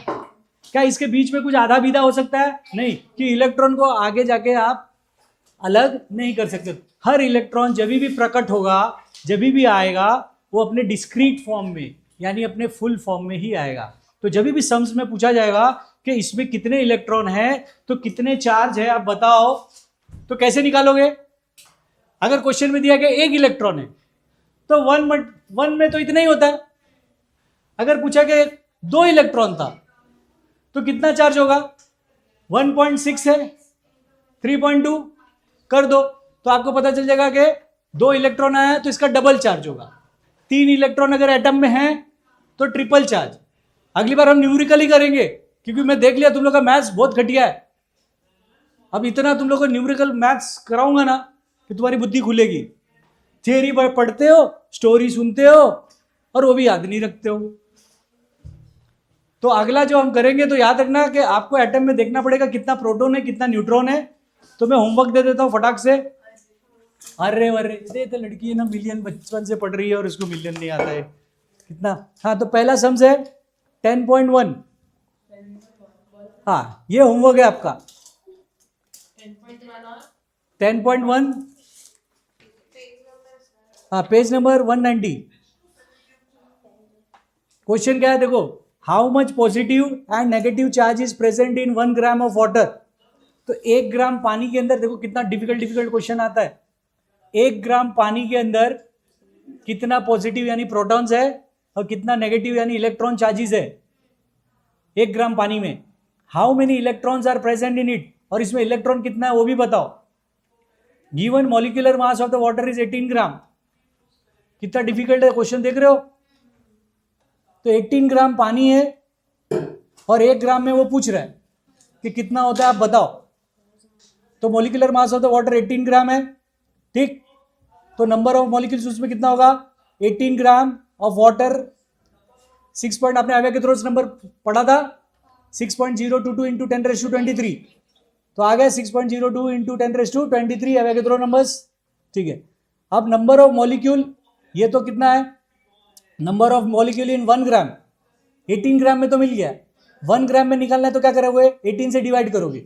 तो जब 18 से डिवाइड करोगे तो फाइनली आपको क्या मिलेगा, 1 मॉलिक्यूल ऑफ वाटर कंटेन्स 2। अब एक कितना होता है, 2 हाइड्रोजन H2O, 2 हाइड्रोजन और 1 ऑक्सीजन है। हाइड्रोजन में आपको पता है कि क्या होता है, एक ही चार्ज होता है, एक ही इलेक्ट्रॉन राउंड लगा रहा है। तो इसमें हाइड्रोजन में 2 इलेक्ट्रॉन है, ठीक। Hydrogen atoms and 1 oxygen atom, thus the number of electron in H2O is sum of the number of the electron is H2 and oxygen. तो 2 इलेक्ट्रॉन हाइड्रोजन में मिल गया और ऑक्सीजन में कितने इलेक्ट्रॉन है, 8 है। कहाँ से मिलता है वो, एटॉमिक नंबर से मिलता है, क्योंकि जितना प्रोटॉन है उतना ही इलेक्ट्रॉन होता है। तो 8 इलेक्ट्रॉन ऑक्सीजन में है और हाइड्रोजन में 1 इलेक्ट्रॉन होता है। 2 हाइड्रोजन है तो कितना हो गया, 2 इलेक्ट्रॉन हो गया, ठीक है। So number of electron in H2O is 2 + 8 = 10। तो हमको नंबर ऑफ इलेक्ट्रॉन मिल चुका है, क्लियर है, ठीक। So total number of the protons और इलेक्ट्रॉन्स, क्योंकि जितना प्रोटॉन होता है उतना इलेक्ट्रॉन होता है। तो नंबर ऑफ प्रोटॉन्स और electrons in 1 gram of water is equal to, Avogadro का नंबर है, उसको 18 से डिवाइड करोगे तो आपको 1 ग्राम का मिल जाएगा। और उसको क्या करना है, जितने भी टोटल इलेक्ट्रॉन है 10, उससे क्या करना है, मल्टीप्लाई करना है। उससे मल्टीप्लाई करके फाइनली क्या आ जाएगा, 3.34 इंटू 10⁻23। आपको ये मिल गया, क्या मिल गया, टोटल नंबर ऑफ प्रोटॉन। तो प्रोटॉन क्या होता है, पॉजिटिव चार्ज होता है, ठीक है। तो टोटल नंबर ऑफ प्रोटॉन कितना है, 3.34 इंटू 10⁻23। अब एक चार्ज कितना होता है, 1.6 इंटू 10⁻19 कूलम। तो उससे मल्टीप्लाई कर दो तो क्या मिल जाएगा, टोटल चार्ज। देख रहे हो कितना डिफिकल्ट आ रहा है सम्स। और बेसिक ये सब नहीं आ रहा है आपको, तो कैसे करोगे, तो आदत डालो